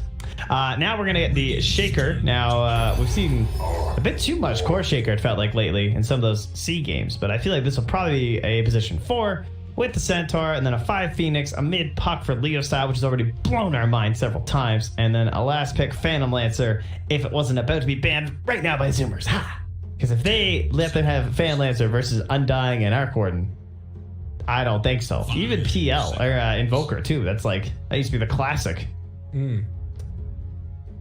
It's true. It's true. How did Leo style look in the last game, by the way? You were mentioning him. Do you have a relatively decent game? No. Okay. We don't talk about that game. But think about all the other Leo style games we've seen lately, and don't look back at that one. All right, He got the first 2 kills of the game. Ooh. That was great. 10. And we'll just leave it at that. Perfect. And then the game was over. Yeah, that was half his kills. And those were like before the horn. Should mention real quickly to all the fine folks out there that we do have a shorter day today. It's just going to be this series, and then we're off afterwards. And then tomorrow there's going to be a Business Associates versus GG Haha series. Well, so more Dota to come in the future, but we are winding down as we finish off all of these playoffs for the America regions. Queen band, the anti-mage band, good old Axe out of there. Who's left? PA? He's in the PL. Maybe the PL will happen. Maybe the PL is just not worth it. I mean, who else is still in? Because usually the PL gets banned because all these other hard ones were banned earlier. And man, they had to take out a lot of heroes. Yeah, they did. Yeah, you're not kidding. You kind of got them all. Axe Doom. So Sand King is still in, right? Percent-based offlane. I don't know if Monkeys likes the offlane Death Prophet, but that sounds kind of cool versus Centaur and Puck. Yeah. That could be pretty neat. Underlord? Is that in the pool? It is. Let's have people jumping all over the map with the Tempest doubles and Dark Grifts around. I mean, also the tie that was first place banned the last 2 games is still in there as well. I feel like they might just tied. That is their style. If you tied, they might Ursa. How bad would that be? I guess Underlord, they might Ursa too. They don't have like tower push right now. They go Ursa, so they just go for the Sand King. That's what we were pointing out before, is like something that they kind of pair with this Invoker. So I think that makes sense. Like reliable initiation to help the Invoker in those mid and early game fights. And also pretty good versus PL.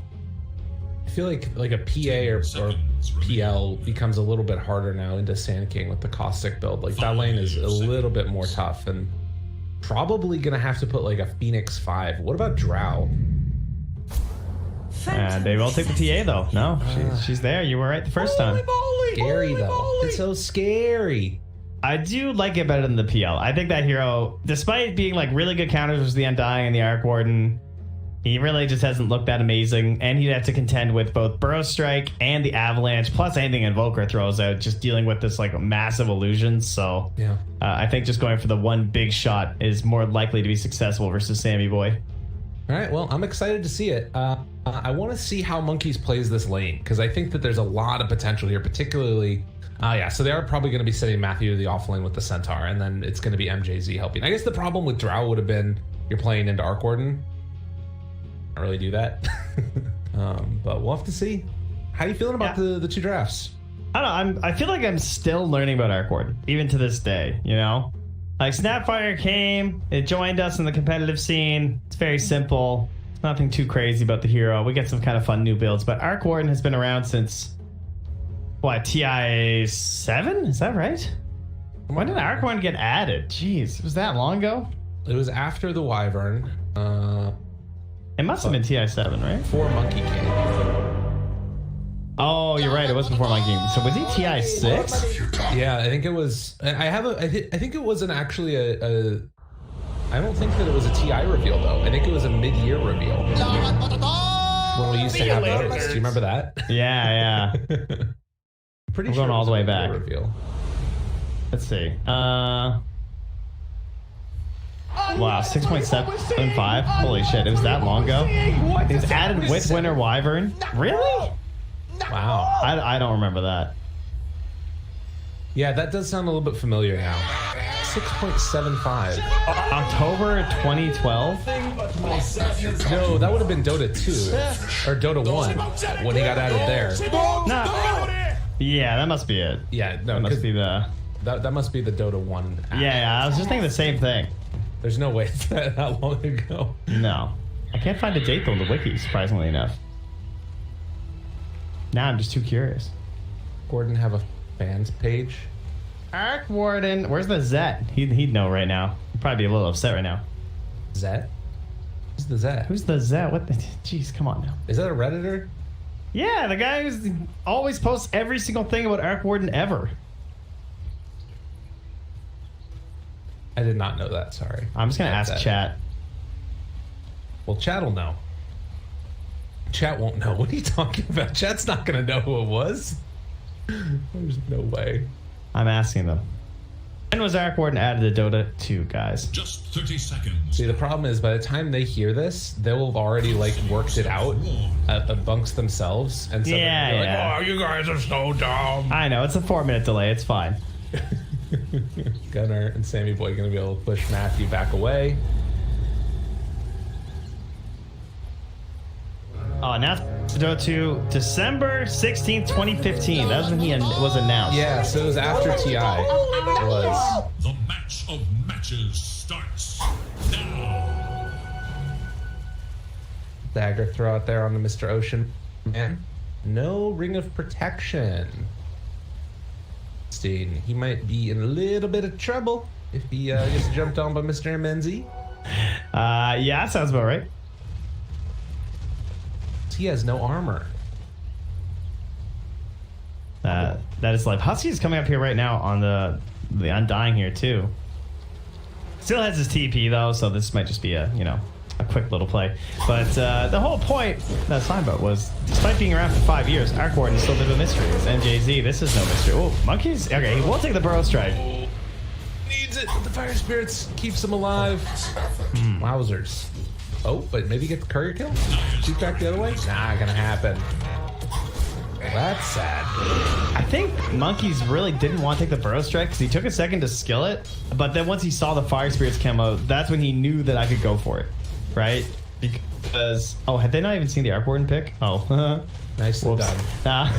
Some solid 4-minute delay there. Oh, that's great. But I think that's why they didn't get the kills. That he just didn't want to risk the instant dive away after. Which makes sense. Okay, so mid lane, there's some taunting going on in here. You love to see it.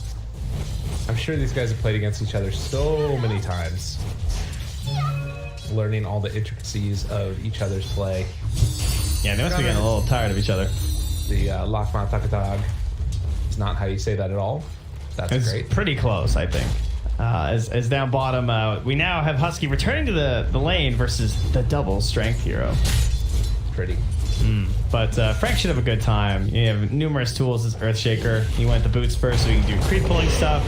He was also able to just like block the wave at the start. I'm sure he probably did to get the earliest beginnings of a good lane for Frank, and hoping to give him a much better game than his last endeavor. That was just painful for everyone involved. Matthew is he's trying to get some retribution here. He's gotten a couple of denies right up in Sammy Boy's face, and Sammy Boy behind the Centaur a little bit in this bottom lane. I also should mention that Invoker's having a pretty good time as well. Keeping it pretty even with Puck. Nobody's really hurting right now except for mainly Sammy Boy down bottom. Couple CS behind. Yeah, again, probably because of that lane manipulation too, just from the very beginning. And the fact that Husky wasn't there right away when they went for the kill. Monkeys, level 3, MNZ there as well. 2 points up in the Burrow Strike. Just the one in the Caustic. And down bottom, Frank looking for the Hoof Stomp, able to find it. They got Fissure afterwards. They got a lot of damage onto him, but the Soul Rip, I mean, yeah, it's a lot of units. So impossible. This hero's like ridiculously strong.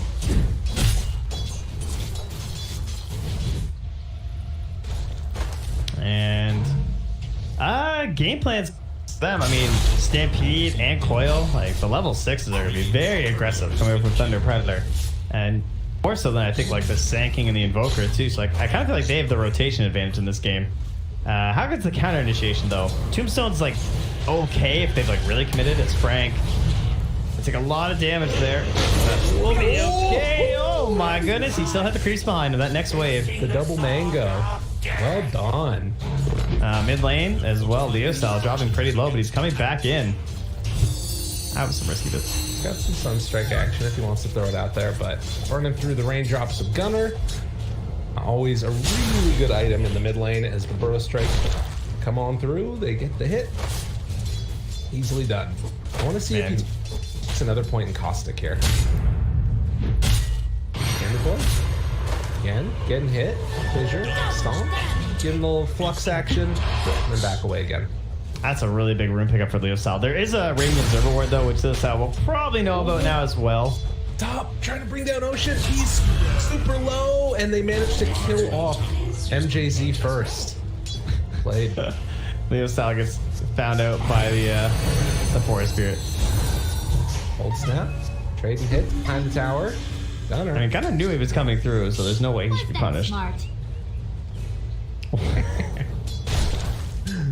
Dial. Dire's middle tower is under attack. There's so much damage that comes out with this Caustic. He actually is taking the second point. So there's going to be like some pretty big explosions on these creeps when they start coming down. Not able to interrupt Hive as MJZ lets him know how he feels about it. And they're going to commit the Fissure down bottom too. So Matthew steals that away from Husky and will guard the other rune now for Leo Style too. So another bottle fill up for Leo Style. And despite getting really close, he was like 20 mana from dying to Cold Snap Sunstrike at one point. He was just like playing the lane so loose mid. Right. I mean, Leo's how we've seen him get like solo kills on this puck pretty frequently lately, as he's been crushing the matches. I just have to go somewhere else for it. So they'll have to be very wary now, though, because once the Dream Club comes out, you have to be so scared about rotating to the side lanes and like diving. It's the Radiant teams. You really don't want a puck response. Yeah.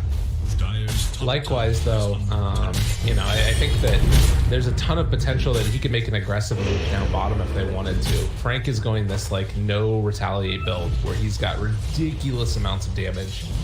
If they can just keep Sammy Boy under control for a moment, it's like one rune feels like it could be death, and he is going to do it. Going down bottom right now with the invis.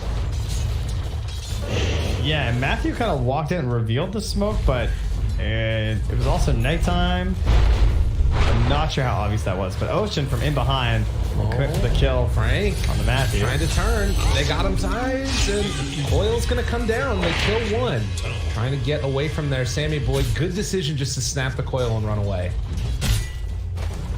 Alright, so a 1-for-1, but clearly I think a little bit better for the dive. Maybe not, just because Gunnar also didn't have to rotate at all, so and gets more tower pressure. So I guess that actually favors the Zoomers. Yeah, that was really good. So we'll throw out the Spirits there to TP in Phoenix to make sure that that catapult doesn't do that much more damage. Well, it didn't get the Arc Warden. MNZ's been getting a lot of space up here, though. I'm having a much easier time. As we might expect, he's going to be going straight for that Battle Fury, it looks like. Has the Treads already done, along with the Ring of Health. Is down bottom. They kill off Frank. Oh, man. Sammy Boy's going to have a good game. I can already tell. Bad for Frank, man. It's 2 games in a row. I think he's dead. Matthew? Oh, they didn't get vision of the second Flux. Could have Spark Rate that. Oh, but didn't have mana. Okay. Yeah, he was really close to that, though. You're not wrong. No mangoes left, though. Even sends in the clone, but a little bit more of that Flux action. Round 2 of it. Frank taking a lot of damage. Just needs a friend near him. Puck doesn't have PP for 5, too. Half HP there. Otherwise, I feel like Leosai would really want to make that rotation. Yeah. Maybe that's one of those things that they're keeping track of as well. Sammy Boy not quite able to make the connection there on the side pull. Well, Gunnar sent the Force Spear to the bottom room, but Leosai will snag at the top one, get that regen. But the Force Spear then loops back around, and they're hitting from both sides. Oh, but then Leo Style gets his 9. He's gonna feel pretty good about that one. As up top, Sunstrike afterwards, leaving the kill for MJZ. Alright, well, laugh all you want, but, you know, your mid tower's gone. Mine's at, like, full HP, so I feel like Gunnar's still feeling alright about the situation. Husky down bottom. He's gotten 2 points up in the Tombstone as well as the 2 in the Soul Rep. Matthew, in the meantime, is kind of fallen behind in terms of the levels with all that rotating around. As Sammy Boy is going to take one double edge to the back, but then walk it off, no problem. They have level 6. And they're going to go for it. Softy jumps in, and Leo Style there. A quick and easy blow up, and now Monkeys Forever making the rotation, trying to kill off Frank. Can they do it? They will. They bring him down. Leo Style, the only one that gets out, but will he actually be able to escape Tornado Lift Up? Ooh, barely gets the jaunt away. Yeah, that was actually closer than I thought it was going to be. Let that lift, but he'll be alright. But still good.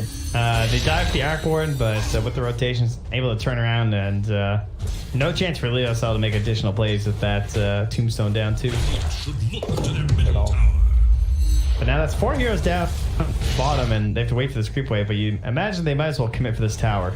Leo Style's coming back in, but Ocean is already there, just sort of stopping the pressure. Is he gonna come? No, there's no way. He's just gonna let it take some extra damage there.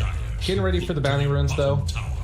Likely will be a 2 trade unless they can force out Leo Style. And they do spot him.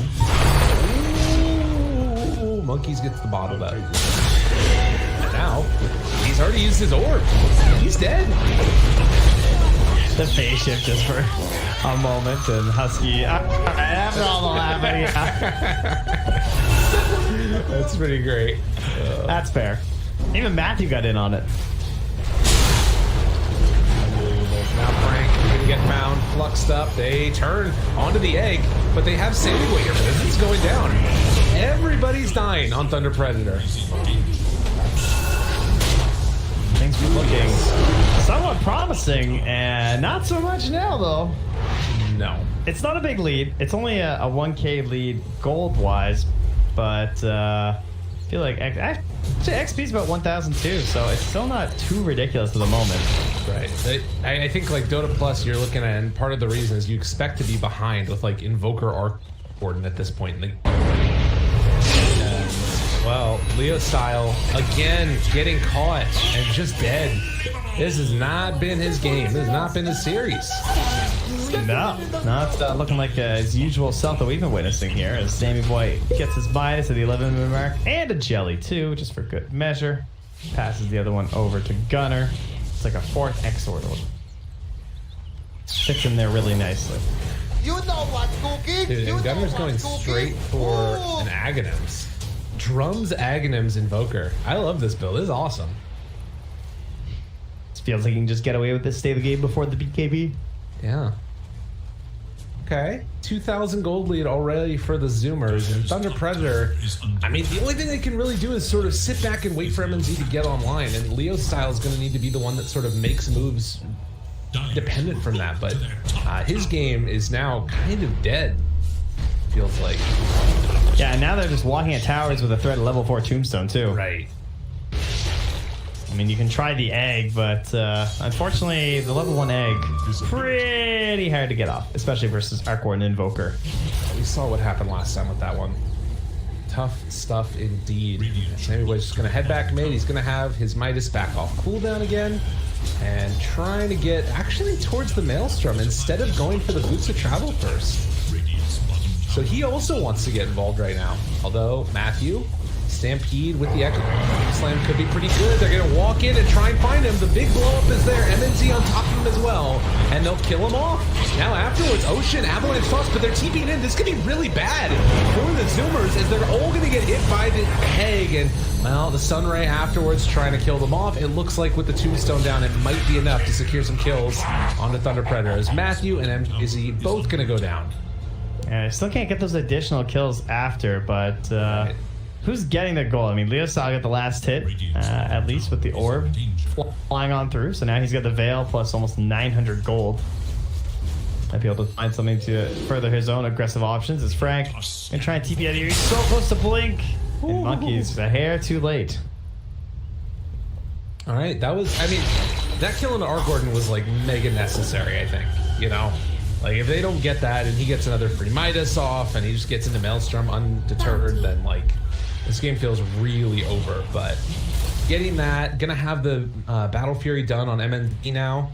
Like, if they can keep making some space for the PA to get online, there might be some salvation here. Yeah, that's pretty impressive. The 13-minute Battle Fury, considering the way this game's going, where she's not able to, like, snowball with the kills. Oh my god. Run around. Who needs a Blink Dagger? Dude, that was sick. Just toss, Burrow Strike, Sunstrike. How much HP does he even have? 1,000 right now.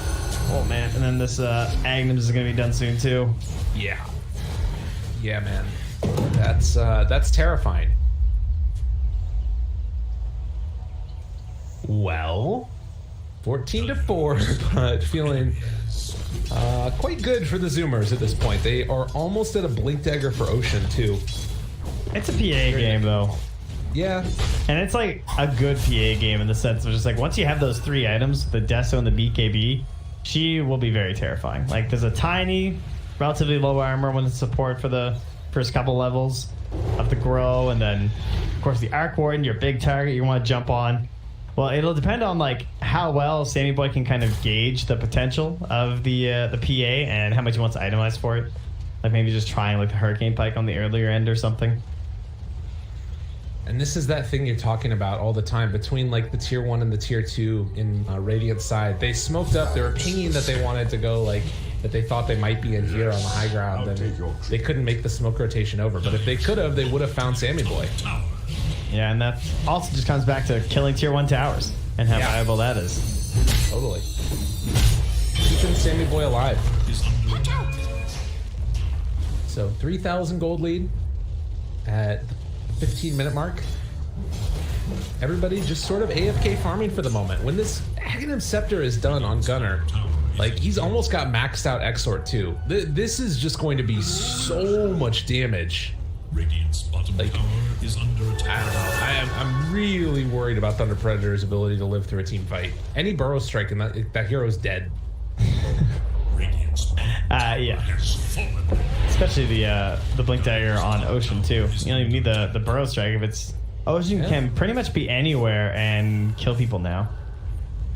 True. Dire should look to their Avalanche toss somebody, burrow strike somebody else, cataclysm them all. Game is mega hard. But they don't have the Blink Dagger yet on Monkey. Oh, but he still has the toss there as an option. So Leostar just gave his bottle to Matthew so that Matthew could use this for the invis, and he's going to TP up top and behind. Then Leostar went back home. He didn't buy the blink, he's going to go Yules instead. I thought he might be picking that up for this. But they're going to try and utilize this invis? No. Oh, because they're going to go and take the outpost now. They don't feel comfortable going for it though. And Monkeys is going to leave. Even when they are sort of getting a good team fight set up, MJZ hiding off to the side. Matthew's there as well. They spot Husky. Sentry goes to here. Yeah. That high ground. Oh, Gunner. MJZ, they're going to pop the Stampede, looking for him. Egg right on top. Matthew, Echo Slam afterwards. They blow up Gunner, and they're going to control Husky as well. They stop the coil. Oh, they got Monkeys. Avalanche toss. They don't have Sunstrike afterwards, though. Leo Style able to jump away. Matthew trying to back out also as they're bringing down that pup. Yule's Scepter. Almost enough damage. 26, the toss. He's still living. One more punch is all they need, and they're able to get him. Matthew also under fire as the Phoenix is getting chased away. Frank looking for the big old initiation. Sunray on top of it.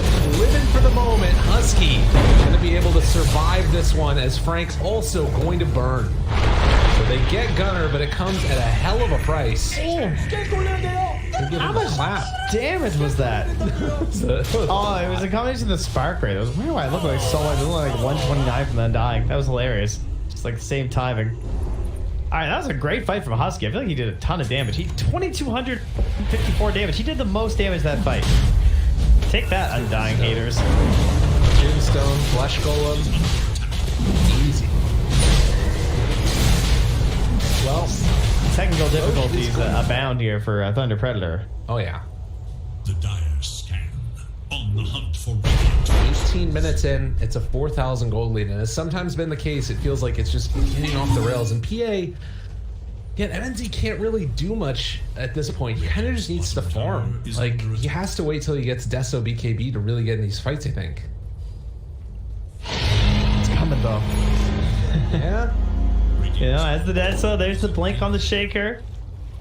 You don't need the BKB if you can hit Coil Echo. You know, that's true. The desperation moves. It might be the play. At the same time, I could see a world where this game ends and MNZ has done like 300 damage at the end of it. Very true. Like, if he just gets caught at the start of a fight, close him on him. His game is done. They have the heroes to make that happen. Philosopher's Stone now for the Radiant too. Okay. Yo, if you pop your Arc Warden Tempest double, do you get double Stone Gold? I guess you do. Value. Let's go. Nah, I gotta Google that. There is little hope for Dire's middle tower. Well, nonetheless, the moment they are going to move on into the jungle. Oh, look, Frank. First result, the Zet. GPM talents were disabled to work on clones. Vivo clones, Tempest doubles, MK clones, because Rubik was able to abuse his GPM talent when stealing Tempest double or Wukong's command. So it appears that when they did that, they changed it all. So it doesn't work. Oh, hi guys. Down here. That's nice. Toss. Oh, God. Oh, shit, look at Matthew. He's just saying cool as a cucumber. Interesting. Hello. How you doing, buddy? I see you over there. Oh my God, this is terrifying. Poor Matthew. Do you see this? And he gets out. Just goes right back over him. Yeah. Showcase view looked amazing of that, by the way. Oh yeah, I bet. Yeah. I mean, I like jumping from hero to hero in showcase mode. Yeah. Oh, speaking of which, now Frank being stalked. There was this little invisible gremlin coming up behind when I looked at Frank. That was rather terrifying. Bet. But Gunner, 40 seconds left until we have the return of the Cataclysm. Tiny pings there, realizing, okay, MNZ's doing Ancients. Saw some hit points leave and nothing else. But heading back mid. MJZ, hello! Quick little avalanche toss, gets a kill. Now they're set up for this tier 2 tower if they would like to take it. 1,000 gold. I would think they do. I mean, there's unlikely to contest without the egg.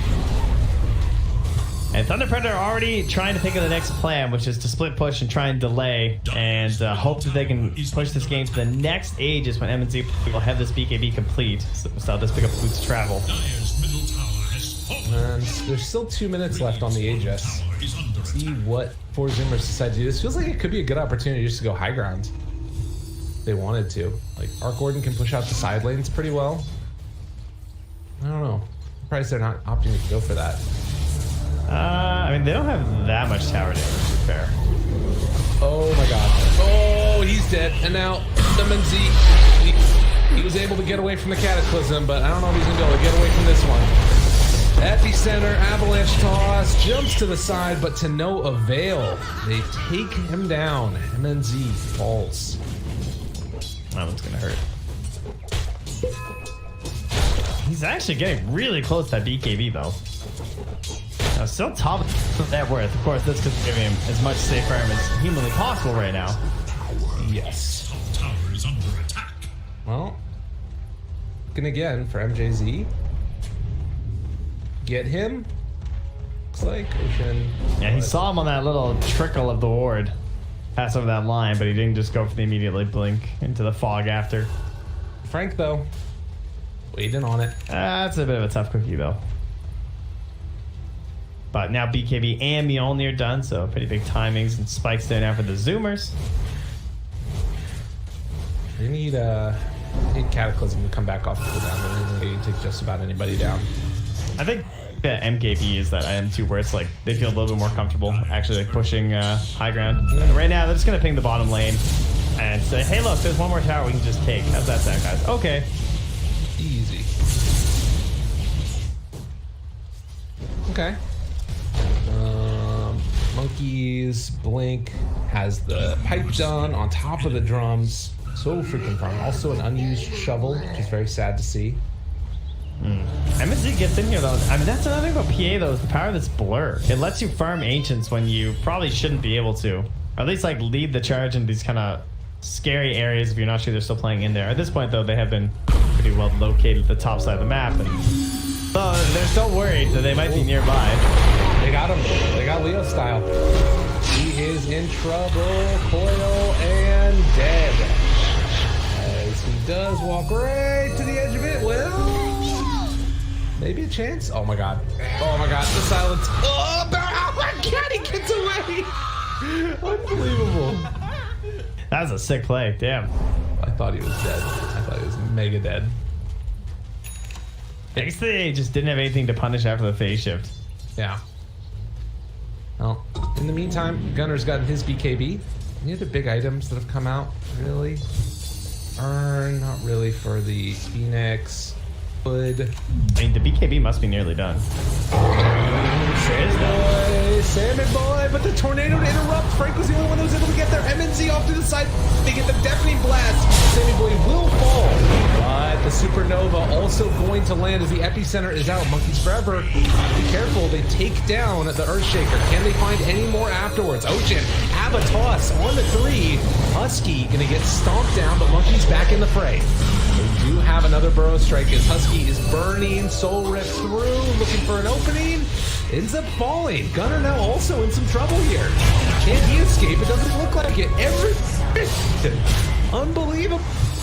Monkeys, I think they are out of detection here. He has 20 stick charges. It's a little bit too scary to try to figure out any other play. He's just gonna dig. There it is. It all pays off. They get the BKB, they smoke up, they go in, and they fight them before this next Roche is back up as well. So trying to even out the game a little bit here, and they still have the Echo Slam too. So it's not even like they burnt everything. Well, looks like the last one left behind is going to be killed now. They bring down Monkeys. Trying to get a little bit too curious. Thunder Predator feeling really good about themselves. Which, you know, fair enough. They deserve it, man. They helped. Yeah, absolutely. Oh, turn. MJC, no! Can't even look, man. It's so sad to see. That's a rough one. Okay, they're gonna get the outpost back now, and they've got their feet back under them. As you said, this is the point that PA has been waiting to get to, and they hit their timing perfectly. Yeah, they don't have any tools or really future tools to deal with a BKB. Instant spawn. Ghost Scepter too, I guess, is the best one you can go for. But yeah, instantly in there, huh? Cataclysm. Gonna connect on to the puck. Leo Styles out of there. Should realize now that Roche is up. But they have taken back over the outposts on Thunder Predator as well. So this is actually going to favor them a little bit here if they can get on in. Let's see if NMZ decides to go check.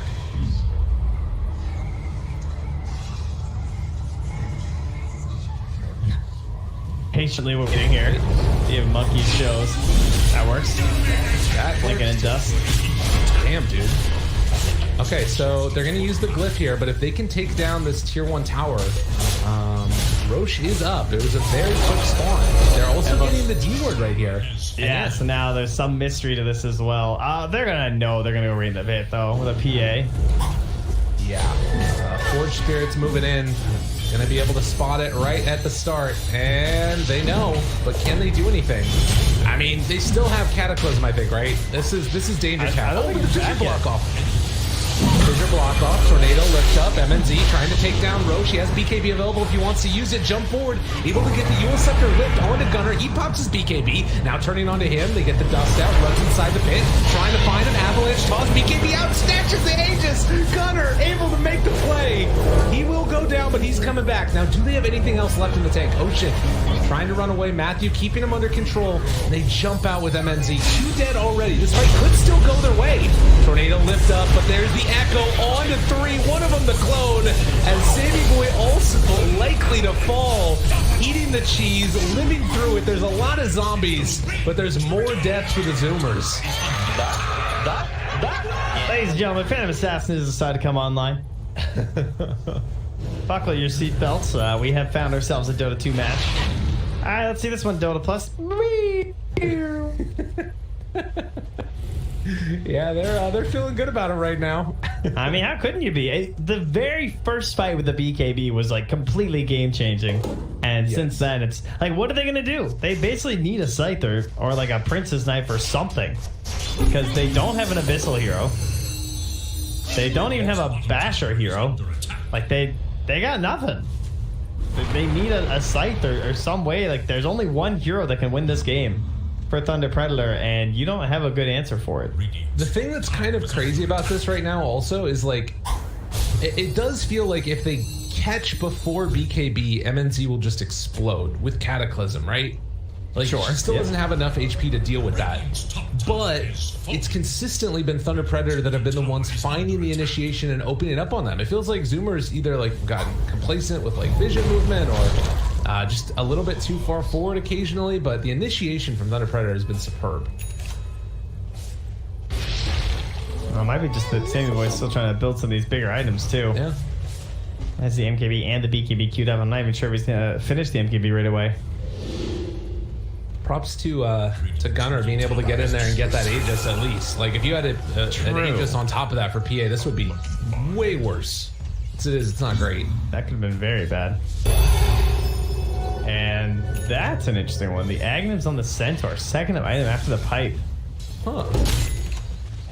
Very good when you're all relying on this PA, because you can basically just stampede for PA when it's important. Right.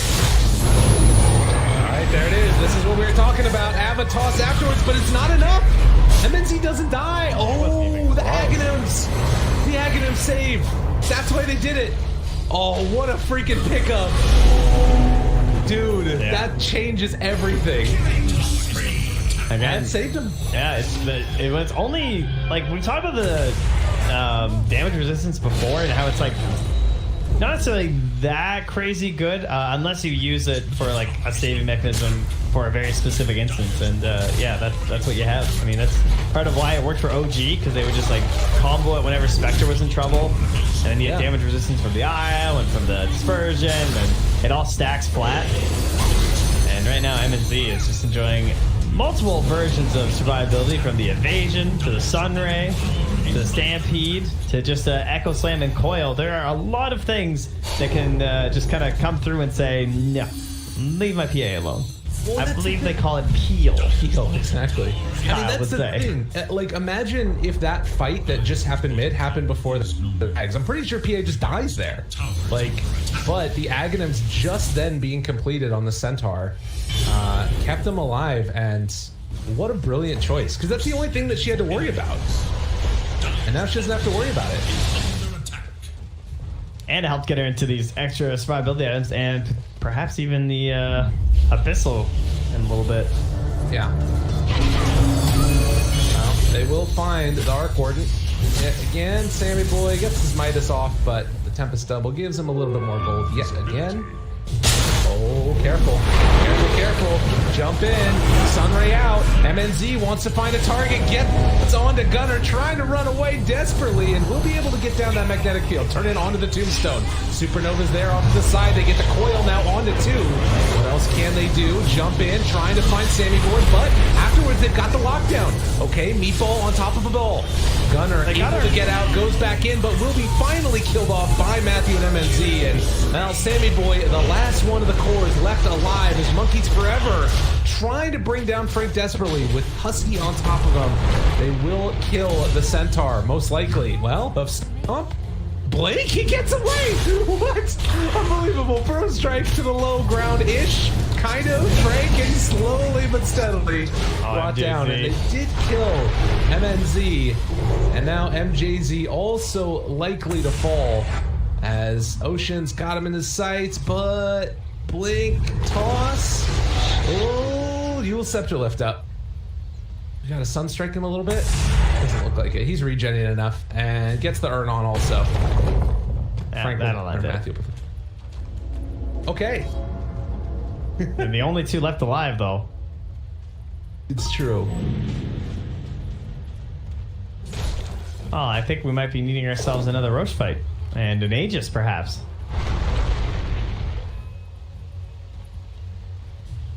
So, where are we at? 6,000 gold lead.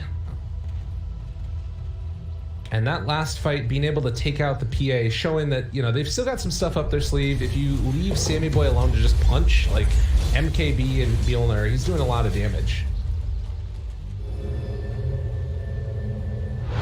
And now the tier 3 items will come out. I don't think they... Yeah. Let's see. How many do they have in the dire? Oh, they actually have all theirs too, so they're just finishing them up already. I guess it was just the big brawl that started happening with the BKB that we kind of got, like, neutral items and just started fighting for a little bit and didn't get much chance to keep farming after that. But the BKB is now done for Sammy Boy, so already survived very long in that last engagement. That might be a little bit worrisome for Thunder Predator now too, if they can't get MNZ on top of the Arc Warden like they'd like to. Yeah. Can be a little bit of a problem.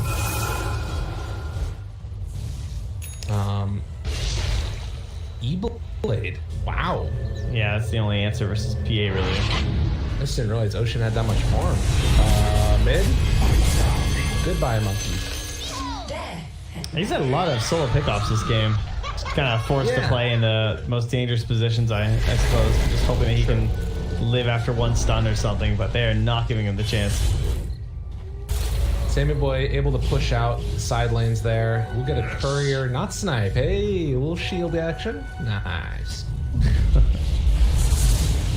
Yeah, it's sort of AFK farming. Needs to get his Midas off afterwards. Get there. I like the noise. Thank you. Alright, well, Abyssal for MNZ, I believe. It's complete. No buyback, though. So, playing the Stranger Danger game there. It's she wonders what Roche is up to.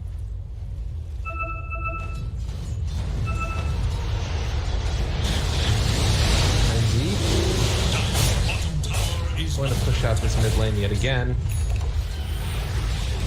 Really putting some faith in Blur here. Oh my god. Up the high ground?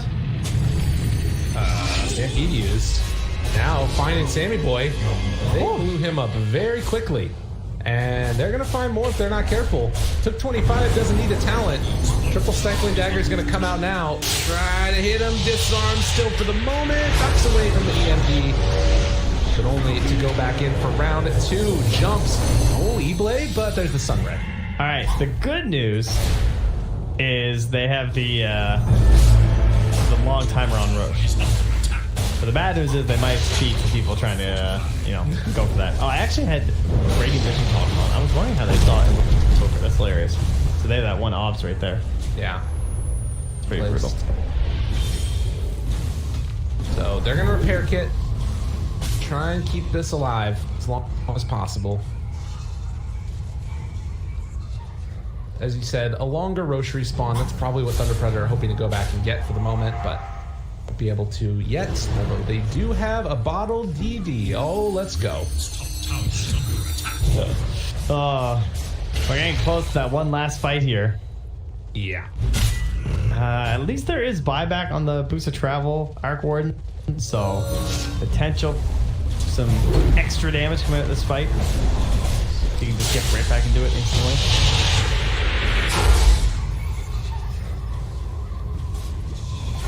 Tower going to go down as well now. No tier 2 towers except for bottom left on the map. And now you gotta imagine they're gonna leave at least one of these couriers in the pit. The Roche is coming back in just 1 second. You'd think. One would think. But you'd be wrong. Well, my mistake. Unbelievable. Sunstrike, they see Roche. Evading monkeys here. Well, it pops and they're not even looking at their heroes. E-Blade immediately action. Good play. Now jumping onto both of them. Saving E-Boy. Nowhere left to go. They kill off the egg, but they lose their Arc Warden. No buyback. And this DD is going to be the death of them. They jump from target to target. Gunner also will fall. Husky, the last one left alive, trying to TP out of there, but they get the badge. Yeah. And that is going to be some more pain as they're going to run it down some lanes. Yeah, they just don't have the best team fight plays either. I mean, they've got toss and the fountain stuff shenanigans they could try, and if they can play with Invoker, maybe something comes back when the BKB start to wear down. But for the most part now, Thunder Predator just run over this game. Oh yeah. And I mean, it didn't look that way, of course. It wasn't a total stomp. It was waiting impatiently for that BKB to come out, and then the game was over. Yes. Very well played by Thunder Predator, and that's going to push us to game number 3, Trent. Really good PA pick. Yeah, that was excellent. I love the way that they were able to do that, but also just get all of the gold into MNC. And they truly put the entire game in his hands. I mean, they nailed him, sure, in terms of the vision for that really pivotal team fight right after BKB and the smoke in like that. They drafted a ton of initiation, and I think the eggs were actually extremely good this game from MJZ, because even when they went down, they were burning so much time of his opponents that it was basically as effective as getting the egg off every time anyway. It just gave a lot of freedom to MJZ during those fights, and then on top of that, we had a really cool Aghanim pick up there from the Centaur, so just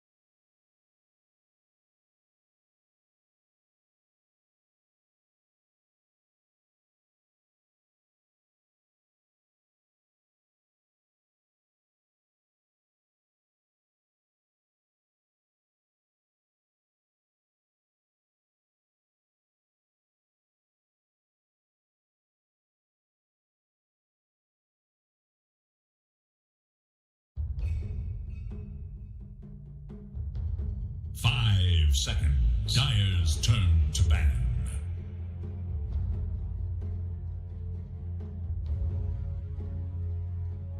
It is Radiant's ban.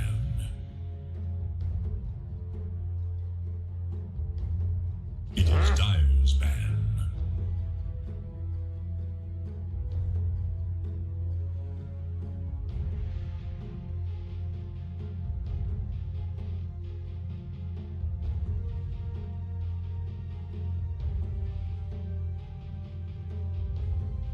Seconds. Radiant's turn to ban.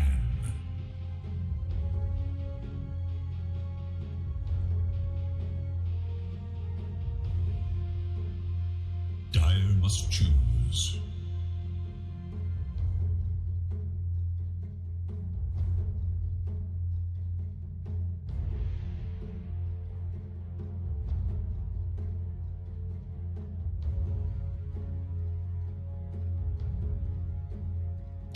Seconds. 5 seconds.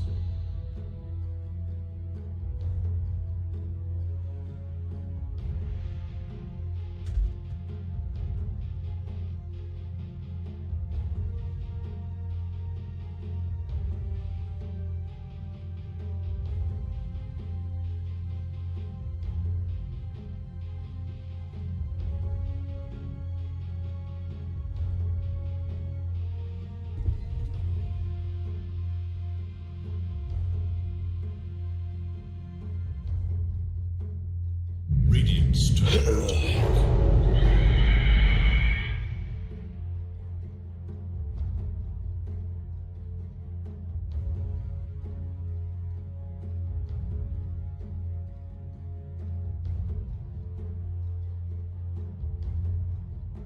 10 seconds. Ladies and gentlemen, hello and welcome back again. We're here taking a look at game number 3 in the Omega League, and it is an Omega Game 3. That's wonderful. It's really, really good cast in here. Trent, how you doing? Wow, you've been holding out on me, waiting for that one to come out, huh?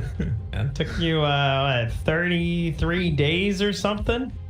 Well, I've been working on that one since I got it. What's it, 2020? Is it like 5 years, man? Just needing an Omega League to come along. This is my ultimate form.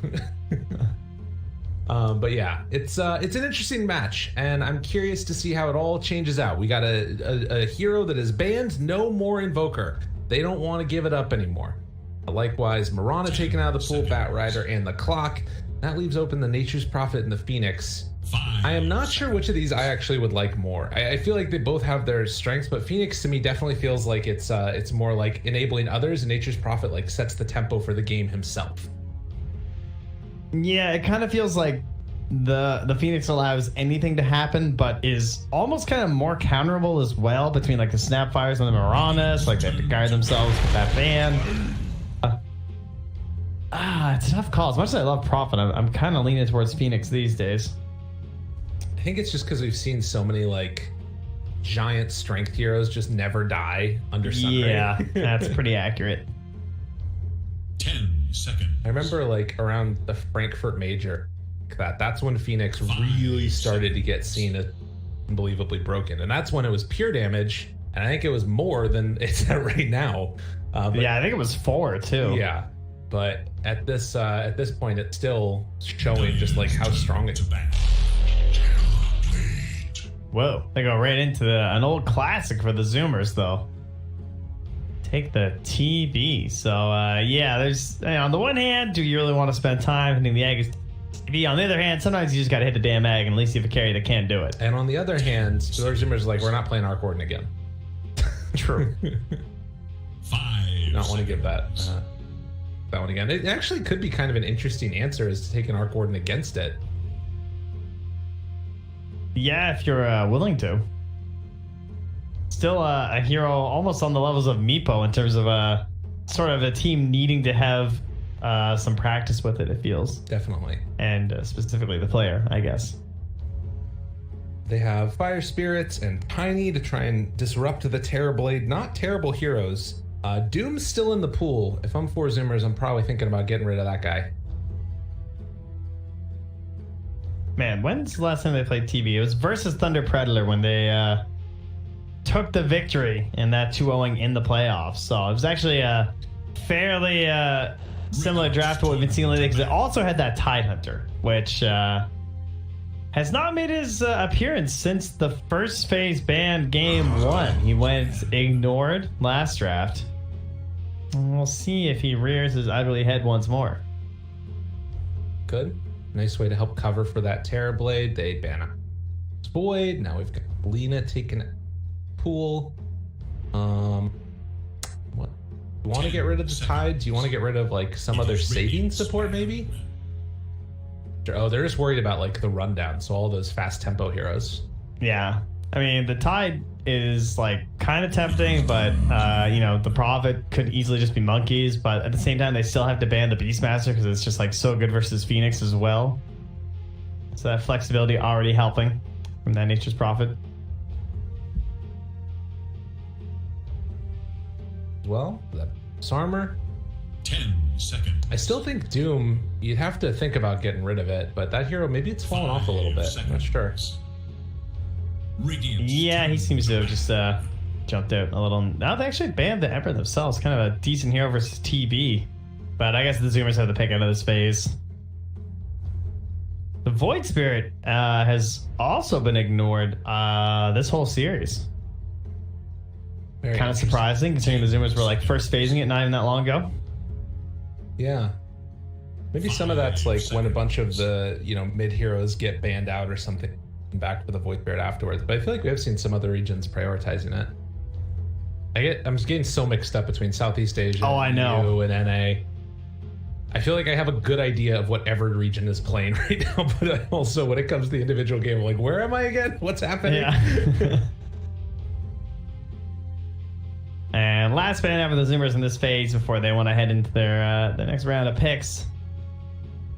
What about our... I mean, the other thing about this Phoenix and Tiny is that they don't have that many combos. I guess the Legion's almost a combo with Phoenix at this point because of the way that we see it used, like the Sunray on top of the duel, and then just like creating these two issues during a team fight where like you have a duel and you have an egg. And so if you go after the egg, someone's kind of getting ditched during the duel. It's true. Yeah, you need like some quick way to solve that problem. 5 seconds. Tune to do that. Might see them burn a lot of reserve time here too. Or not. They'll just go right into Avenge, so not going to reveal much. They pull that one out. Very fast tempo. I would actually love it if this was like a mid Prophet. Taken also. Yeah, I kind of like that too. Depending upon what like Thunder Predator's next couple picks are too, I could see a Timbersaw being great for 4 Zoomers. I mean, the other problem is you don't know if the Venge is 5 or the Prophet's 5, and then you don't know if the Prophet's 3 or the Prophet's 2. But I mean, Timber kind of looks okay for both teams. Yeah. True. They don't have much in the way of like just magic damage. I wonder if you seal it right now. I think you maybe wait one more pick and then perhaps go back for it. The thing is, I think Zoomers might take it 4th. Like, I'm trying to think. Yeah, I don't know. Is it that good with their lineup? Well, it's so good against Terrorblade is the thing. Oh, you mean with Zoomers lineup? I see. Yeah, they're not going to do it anyways. I think it's pretty good with Zoomers lineup. Like, just to like set the tempo and sort of take that tier 1 tower, create havoc for Terrorblade to come online, and then they just start taking build. Oh, now they just showed the axe too. So I mean, in terms of heroes that can actually lane versus the axe, you know, you got something there. Maybe we're on a completely different level though, and like Prophet's going to be the 3. It's definitely a possibility. Here. Yeah, it's like kind of awkward though. Dire must choose. The axe. It's again dying. So the Venge still remains questionable. It could be a Monkey's Venge too. I mean, we didn't even bring that up. I feel like that hasn't been played in a long time though. That would be pretty hype though. I would like that a lot. We had an Ocean 10 seconds. Vengeful Spirit, I think, recently. Someone did a Venge 4 and it was like okay. I feel like that's what we're just gonna get here. Yeah, most likely. It's definitely either 3 or 4 though, with Husky gonna be playing. Dying again. They take the Morph, which is a great answer for the Terrorblade. But big question now, are we going to see another try and like double down from Zoomers to try and push this game more quickly? Or do we see them try and like sort of get a little bit more greed out of it? I don't think that they can really go the greedy route. I feel like if it goes late game, more wins with the axe. I think they just want another hero that like facilitates the early axe plays too, like the Void Spirit or something. If I'm Thunder Predator, some Leo style hero where you can really go off on. I mean, the puck's still in too. It's a pretty good puck game still. 10 seconds. Last time they banned the Ember in the Storm. There goes the Void Spirit. They might ban Storm instead. That actually feels perhaps a little bit better. If you ban Storm, or like if they get Storm, then Thunder Predator just like has the like what almost. I guess TB can like 1v5 a bit, but against that lineup, it feels really hard. You can't ever like stay on top of the target. Yeah, I was just thinking that would have been nice. They're thinking offlane Prophet. I think there's still some chance that they could switch it up. Yeah, there definitely is. I just think like they're just banning for like the like likely potential that you've seen them play and could be good, and just like this Kunkka roaming around and making space for the Prophet. Their damage might have been like kind of low without Boat, but it's a lot of survivability to help out the TB. Plus, it's also 2 really strong laners in the Viper and the Kunkka, and you want to make sure that Leo Style has a good time. You know, Thunder Predator could get crazy and pick an offlane or a last pick Shaker. Say is mid tiny. That would be pretty crazy. Alright. But I see what you mean, yeah, and then put the tiny mid theoretically. But Queen, very safe. Pretty good option versus the TB. Even has some stuff going late because the fear can kind of mess stuff up. And relatively squishy heroes with like the Venge and the Nature's Prophet too. Someone you can try and pick on, overwhelming damage versus the Axe. And now Gunner's hero, they have a minute left. He's going to be matched with the Queen of Pain. That's already a like, you know, whatever lane for the most part, unless you're picking like DK, and even then it's not even a win. It's still just kind of a slightly less whatever lane. The Death Prophet's still in. Anything else that abuses the Venge aura that Gunner likes to play? Do an SF.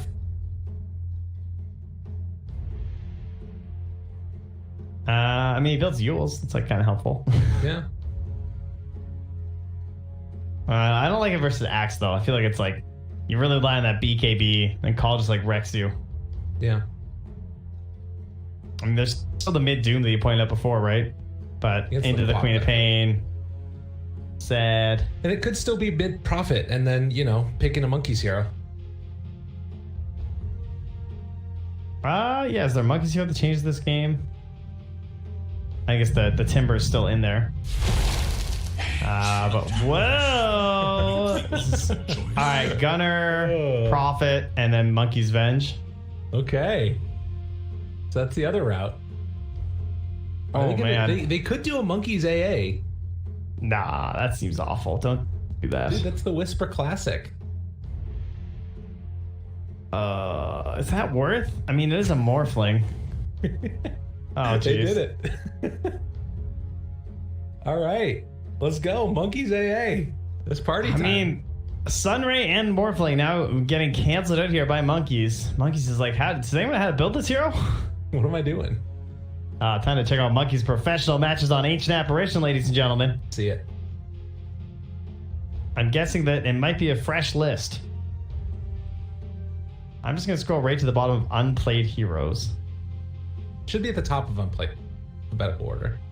Well, I'm at the bottom of the page. Come on. No, it's not there. Actually, he has 3 games. He has 42 games of AA. Unbelievable. What? Oh, no, 3. It was 3. All FPL, yeah, /NEL. So, when he they were all support games. Yeah. All right, guys, we got a first here. I will tell you the heroes that Monkeys has never played in a pro match. Now, keep in mind, pro matches for him often includes a lot of FPL games, so it's not entirely accurate, but who cares? Arc Warden, Chen, Earth Spirit, Keeper of the Light, Meepo, Phoenix, Snapfire, Tree, Tusk, and Witch Doctor. That's a pretty small list. It's only 10 heroes. The Phoenix surprises me. Yeah, a little bit. Not surprising, his most played is Bat Rider at 139, followed by Storm Spirit and Broodmother. Well, ladies and gentlemen, we are here with game number 3. We have gone the distance. I have not, but Trent has, and these players have.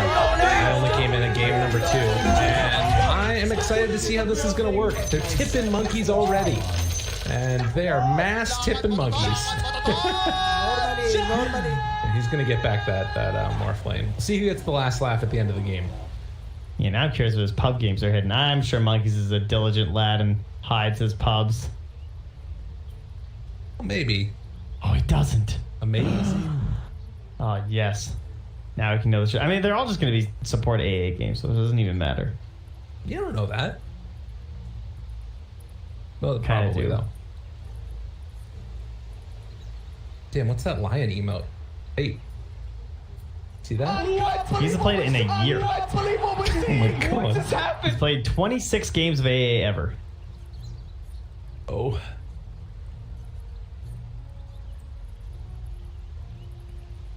Maya.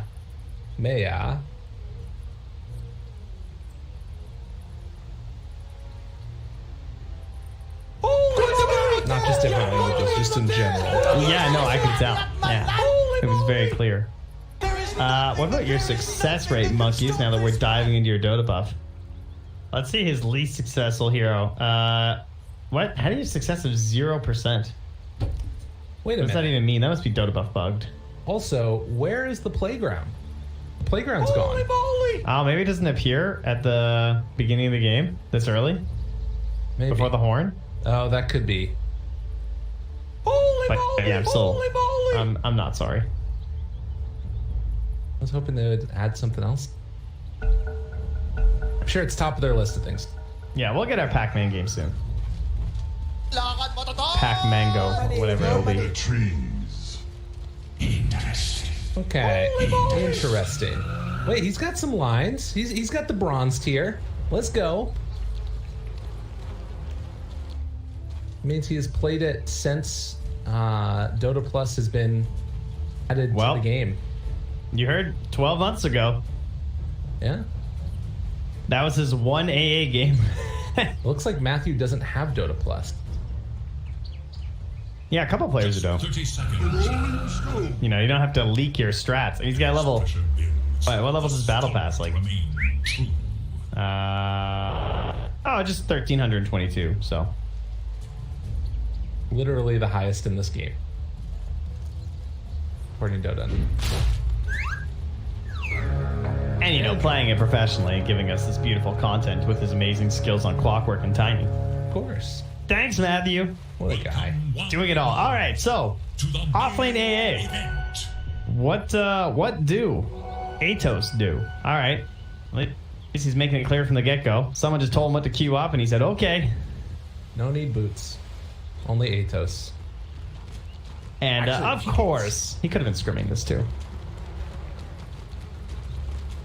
Atos like really early, and he's gonna get like level 6 at a decent time. I think he just kills MNZ, right? Yeah, with the Wrath of Nature, it'll be pretty good. Seems like a solid strat. In there with Husky nearby. Now, MNZ. Are Morphling and AA just the same thing? Are they both just entire entities of water? Yes, but wow, that's kind of strange. It's cooler. All right, well, yeah, no, I got it. Don't worry. I did manage to decipher that intellect of a joke. Yeah, it wasn't even like, it's like half an entendre, which isn't even a thing. All right, well, Matthew's pulling the bottom lane.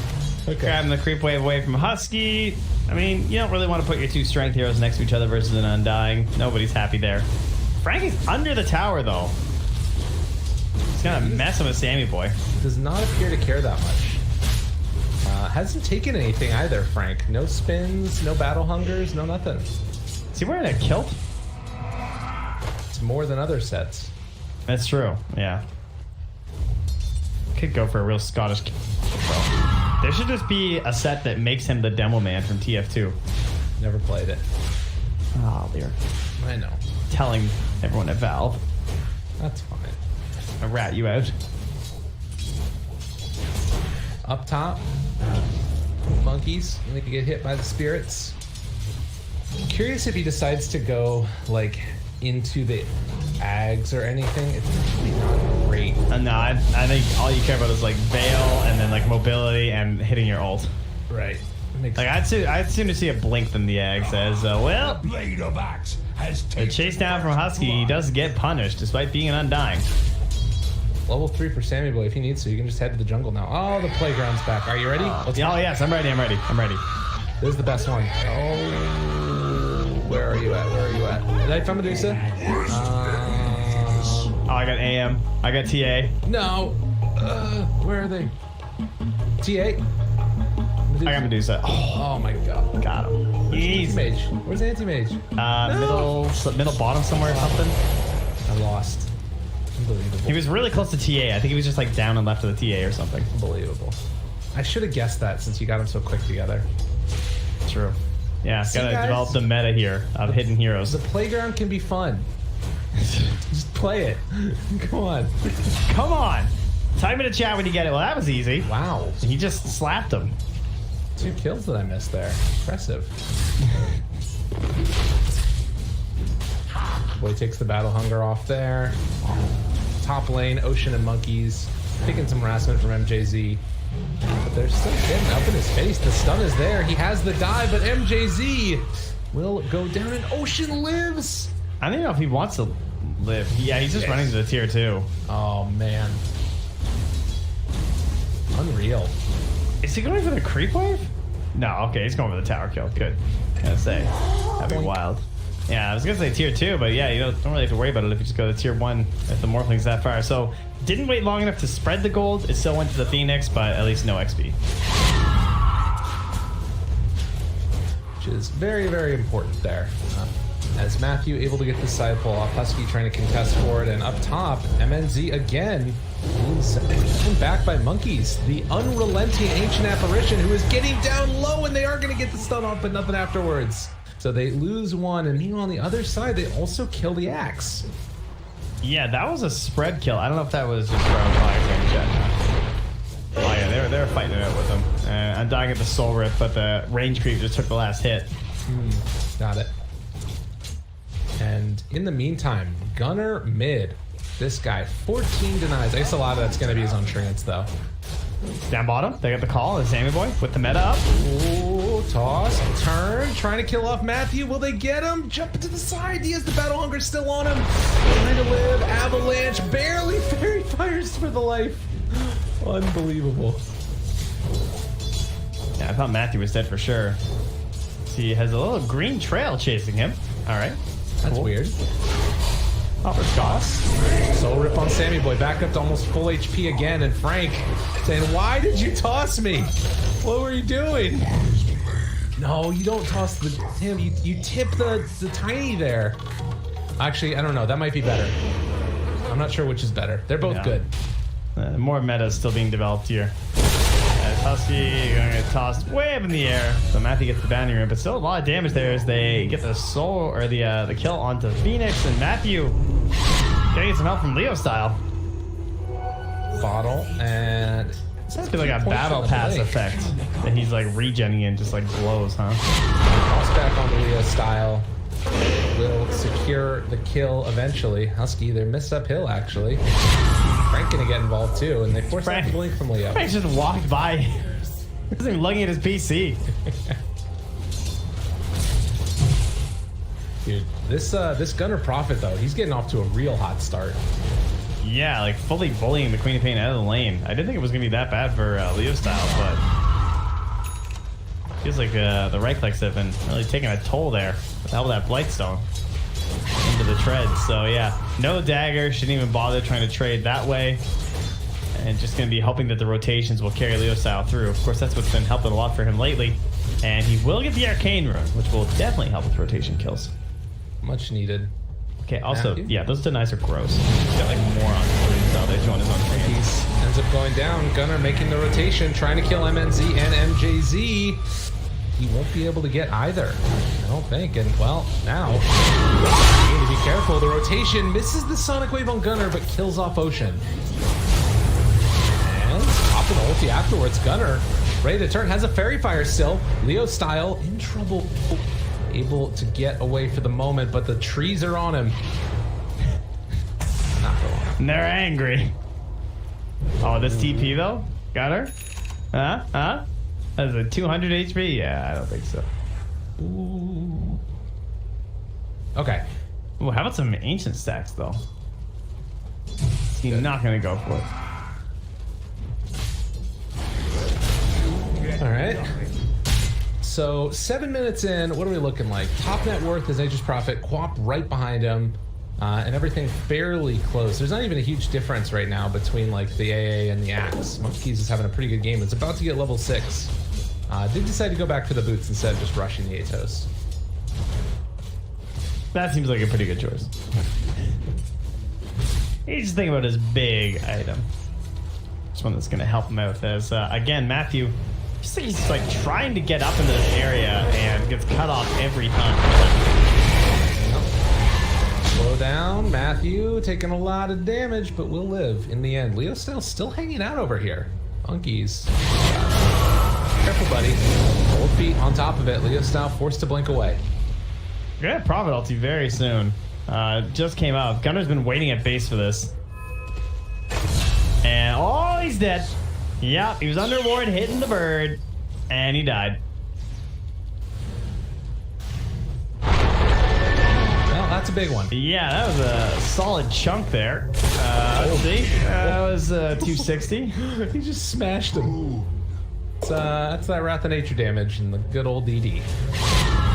And of course, no armor hero. Leo style forced to blink away again. What's his thoughts this game? Like, he's still just trying to get into his treads. I mean, he's not like super poor, but Gunnar's so far ahead that you know he's winning the Orchid race. Dude, look at him just chunking down this tower. Like with this DD, he's owning it. Yeah, he got just big value out of this DD. Crazy. I guess some of that's the damage as well from the Wrath of Nature, but still. Value forces the blink again. Getting all the denies in the world. Monkeys ready. He's got level 6. Oh, good. Lindsay gets out of there. Pops the tombstone now. Stolen tombstone. Not all that much as Monkeys goes for TP out, but not going to happen. MJZ in trouble. MJZ dies. MNZ. His tombstone did a lot of work there, but they turn onto it afterwards. It does not have a waveform for 2. Leo style shows back up. They're going to pop the Wrath of Nature. Hiding away. TP out. MNZ goes for the jump. Leo style ends up dying to Husky, who hits the big old soul rip yet again. Matthew being brought down somewhat low. MNZ also very low. But Ocean looks like he is going to be able to escape. Yes, nothing else afterwards. He was hesitating, Leo style, on that throw out of the Sonic Wave. So I think he knew that it wasn't quite there, but was just really hoping that Matthew could get like a double kill or something. Unfortunately, only able to get the Undying when he moved back through. So all this action up here slowing down MNZ. Meanwhile, Sammy Boy has been left to his own devices. I mean, largely alone, and in fact, even makes the cross to the dire side under vision to steal away a bounty rune from them. They get a regen along the way as well. So, bottles it up, having as easy of a game as possible. And in the meantime, they just send in these little trees. This is like the turbo strat. Yeah. You just like send in trees to hit the building.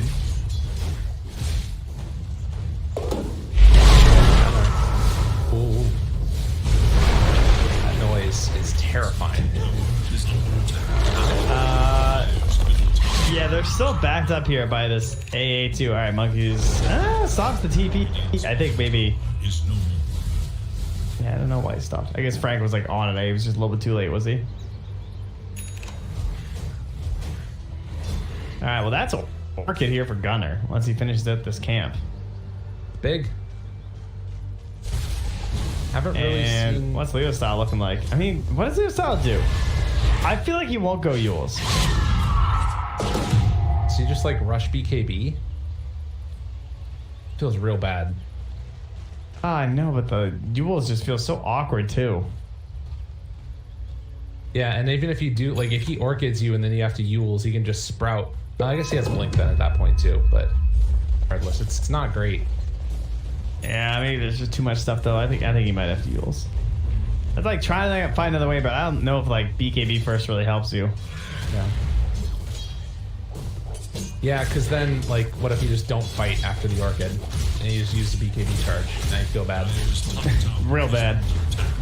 He's gonna find something soon because Gunner is on the move and on the roll. I mean, he's still gonna down be another tower. Like, he's not gonna have it for a little bit anyways.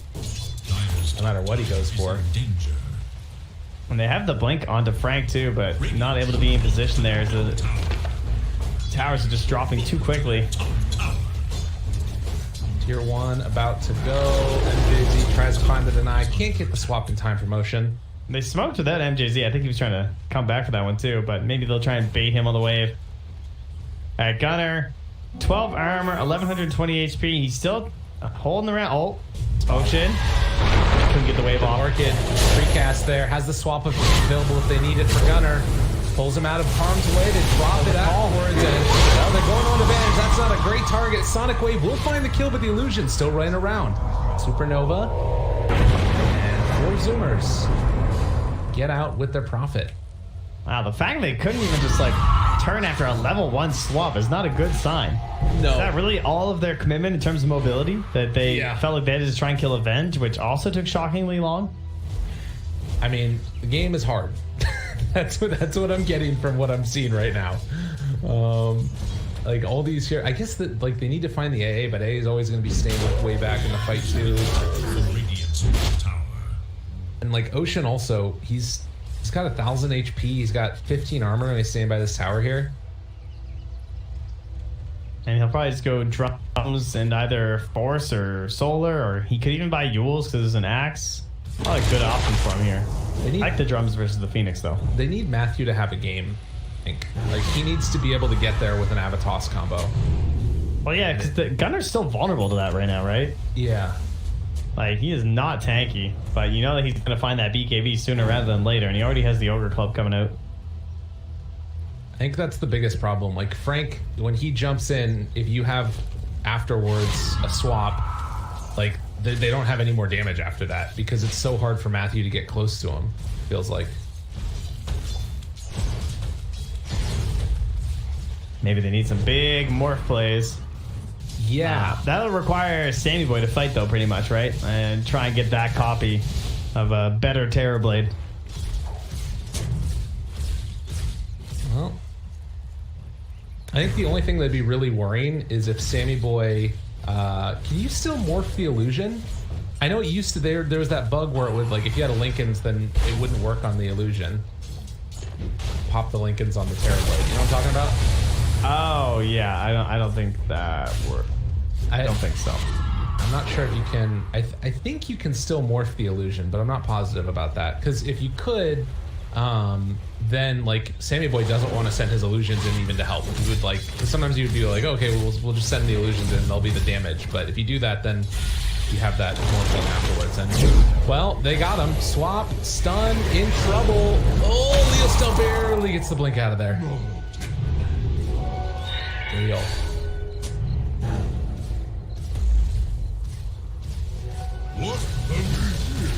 I gotta just TP back to get some more farm on. Matthew. Surprise. Hello. Already. There's the ward down there as well. Matthew juking and jiving to find an escape plan. Very impressed he's getting out of this one. Did ping him. And walk through that middle area there. So what can they do with these wards now? I guess set up for a kill maybe? They see the Terrorblade's heading top with Gunner up there already. Husky. He places down a ward of his own though, and he sees all of them. He sees every single one. They know they're in there. Matthew tossed back into all of it. Ice Blast can come out in just a moment if they want to throw it, but there's already a Supernova down. It's not going to hit on anybody. Matthew waiting for the moment, and it looks like they won't be able to get the kill.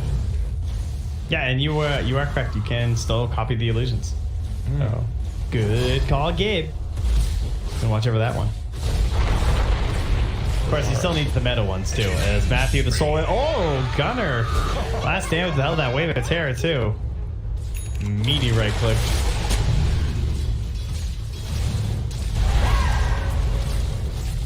Well, 16 and a half minutes. And I do feel like Thunder Predator are like still holding it even. I feel like it should be further ahead for Zoomers right now, kind of. I don't know what you think. Yeah, I guess that's kind of fair. I think the main issue is that they just haven't made any plays with their axe, their Queen of Pain. That kind of reminds me of the first game today, where they had this Lina and this Beastmaster that just like didn't cast Laguna Blade and didn't find very many roar plays either. At least when the game started.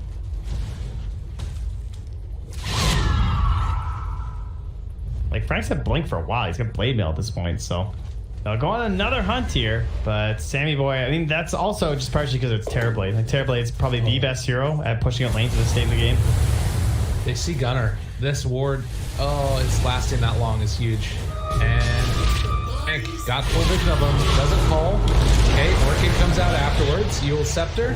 Dude, saving the call there is pretty genius, actually, if they can make it work. And they blow him up. But then the Ice Blast. Okay, it's not genius. Okay, it's really bad, Trent. That did not go the way they wanted it to. That's not good. Yeah, I'm not really sure why he saved it. Feels like you just want to use that Blade Mail and try and kill this guy and get the hell out. Because that's just going to hand over Roche now. I thought like he was saving it so that way they could like go in afterwards. Marks into the Undying for the Tombstone. Oh no. And the Supernova's down. Husky dropping very quickly. Can they kill off Sammy Boy? Ocean taking a ton of damage. They blow up the egg, but it comes at a cost. And they get out with the rest of them. Tombstone down next. Looks like MNZ trying to take down Roche. They're able to catch the Queen of Pain. Tons of damage onto her. She just explodes. Monkeys forever. Make the kills happen, and MNZ going to be brought down afterwards as well. They are ready to head on into the pit. Matthew can only look on in dismay. Frank jumps in, doesn't call, finds it afterwards, goes for the call. The Sunder comes out. Frank getting him brought down very, very low. The Avalanche through as well. Wants the dunk, but the Orchid is there from Gunner. And they find the Wrath of Nature for the final touch. Jamie is saved by Husky. Now he blinked into that one. Has a back off cooldown again in a second. Can he get out? Gets the jump away. Has a regen rune popped. Sammy Boy spots him, trying to kill him off. Another root, another silence. When I say root, I mean a little circle of trees. Literal roots, of course. Unbelievable. Yeah, that was 500 damage to kill the axe from the, 400 on the axe and Wrath of Nature and 500 on the tiny. That ability is so strong in the mid game, and an almost well-timed dive there from MJZ. Tried. Yeah, nearly had something. They are in that state.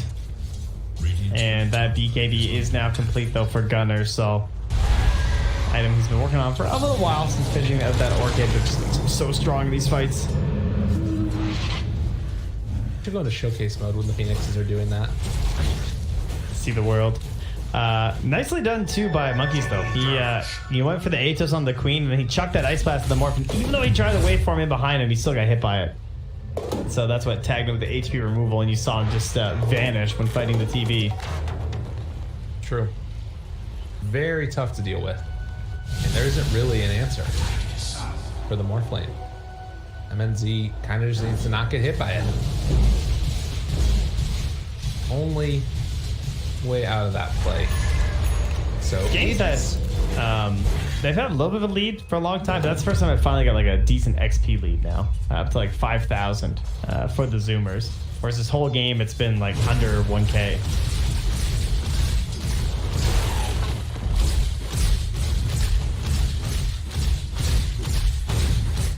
it's feeling like the type of lead that they've been wanting to bring out for a while. And I'm not sure how like the AA versus Morphlane matchup changes things as far as like the late game scenarios. Because before the AA pick, I was thinking like, all right, if they go late game, you probably just win as Thunder Predator. But I'm not sure about that anymore. Yeah, I would say it's pretty dependent on the Morphling's state in terms of like farm. Like, can you get like BKB and stuff?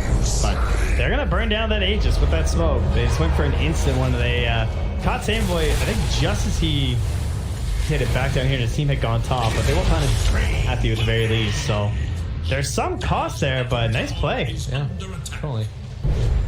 And they're trying to find Leo's style. They're smoking themselves now too. Gonna go on that top part of the map and maybe see if they can find that Queen of Pain. Morph, I think, is showing on that bottom lane. At least he most certainly will be in a moment. But we'll know that that's not the hero they're getting. They've also lost Gunner, and this is not the most fearsome trio you've ever seen. No. I mean, kind of, though. I mean, kind of. Maybe it is. Maybe it's actually the most fearsome. They blow him up. I mean, he's the Atos and the net. Dude, that's I like that a lot. Lassoing people. Yeah, as long as there's no additional help, then yeah, they can definitely take her down. I guess that's the problem. Like, Quap, this Yules, it was what you were saying. Like, it doesn't save things. It doesn't end things. Yeah, but she also just has no choice. And it sucks, but that's just what it feels like.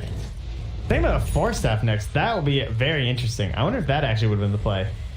Ooh. That is an interesting idea. I like that. I guess. I think they just pinged the Ice Blast. Did they see him throw that? I don't even know. Got it in time, though. Saw his little hands go up. So, 5,000 gold lead. Roche still 4 minutes before it's capable of respawning, but the problem is Sammy Boy is a goddamn monster.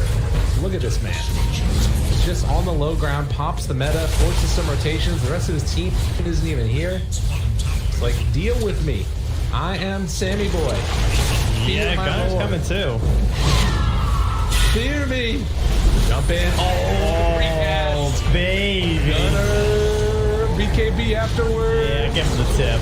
Unbelievable. That was really nice. And now, Atos, careful. Ice Blast switches into the form, but MNZ, where you going, buddy? Oh, it's ticking down. It's ticking down. You can't do anything. You can't morph. It only makes it worse. Oh, no. They actually got AA counter picks. And Monkeys just pulls it out and makes it look... He makes it look like it's a complete straight counter of just like, haha, you can't play. And this explains why we've seen so many more of these AA bans in the second phase. I wonder if the scrims have had more of this like off-lane core AA or something. Yeah. Because it feels like every time the morph gets picked, people ban to AA, and that wasn't really the case before. No. No, it definitely wasn't. I mean, especially if like the 5s were picked and you were still seeing it, it's like, interesting.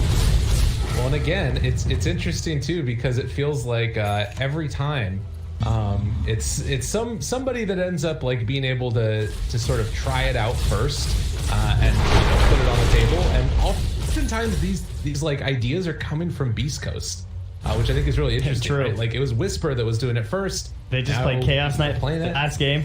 They're playing Game Chaos Knight now.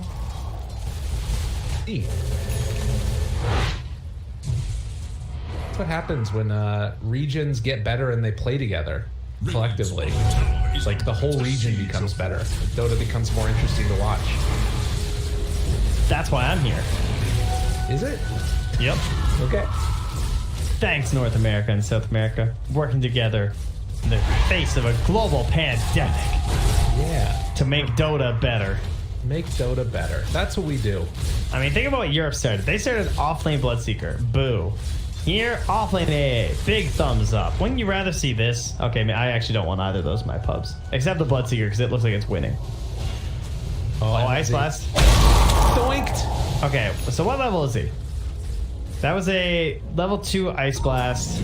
The real question is Gunner going to get some play? They're running because Frank's worried that Gunner's going to TP and try and get Vision and ult or something. Yeah. So he's fine. Dude, it's just so scary. Poor MNZ. Dire's bottom tower is under attack. Speaking of Big Boo, taking care of the AAIs, or the AA is still not cool in my books. It's true. I mean, it was a great Ags. It wasn't a very interesting Ags, though, to be fair. Yeah, but it was like, I don't know. It just had such good games where it made so much sense to get it. Yeah. Yeah, that's fair. I guess the only downside is that the hero was already one-dimensional and it was picked for that purpose anyway, so of course you're going to buy the Ags, so. Right. Now, like, the other Ags is like a fight. See you later, nerd. Matthew, see if he gets precasted again as they walk up high ground down bottom. To be fair, is it any more interesting? No cooldown, chilling. No. Oh, big jump. Swapped out, perfectly fine. Sonic Wave afterwards. Egg up on the high ground. Everybody runs away, but they kill Frank with the Wrath of Nature. Feels bad, man. But now they got a big bad MNZ trying to beat away at him over to the side. They find the Phoenix. He too will fall back on the Phoenix. The counter reflection. Oh my god, he's dead. Oh, you will scepter. Living. Never mind. Now living. Unstoppable. Swap him back in. Bring him on down. And I think, ladies and gentlemen, 4 Zoomers might have done it. Yeah, 1 Rax, 2 Rax. Yeah. Oh, paddle auction going on here. Thunder Predator off for sale. Hunter finds the Ghost Scepter in the fountain. And GG. Thank you as the good luck going forwards come out. 4 Zoomers able to get 2-1. Impressive. Yes. So, revenge was not had by Thunder Predator. They got their 1 game after being 2-0'd in the upper bracket before. But will the Zoomers finally get their own revenge versus the Quincy crew? Oh, ladies and gentlemen, this is exactly what you want in your playoffs. Yeah.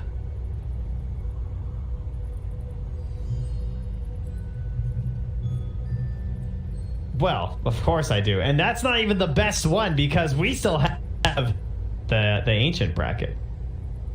There's another best of 5 that'll be coming sooner, I believe. Although I'm not sure on what the current schedule of that is because since the teams were only recently decided, I think that's still being somewhat sorted out. But I'm sure it will be very good as well. And that's going to be Business Associates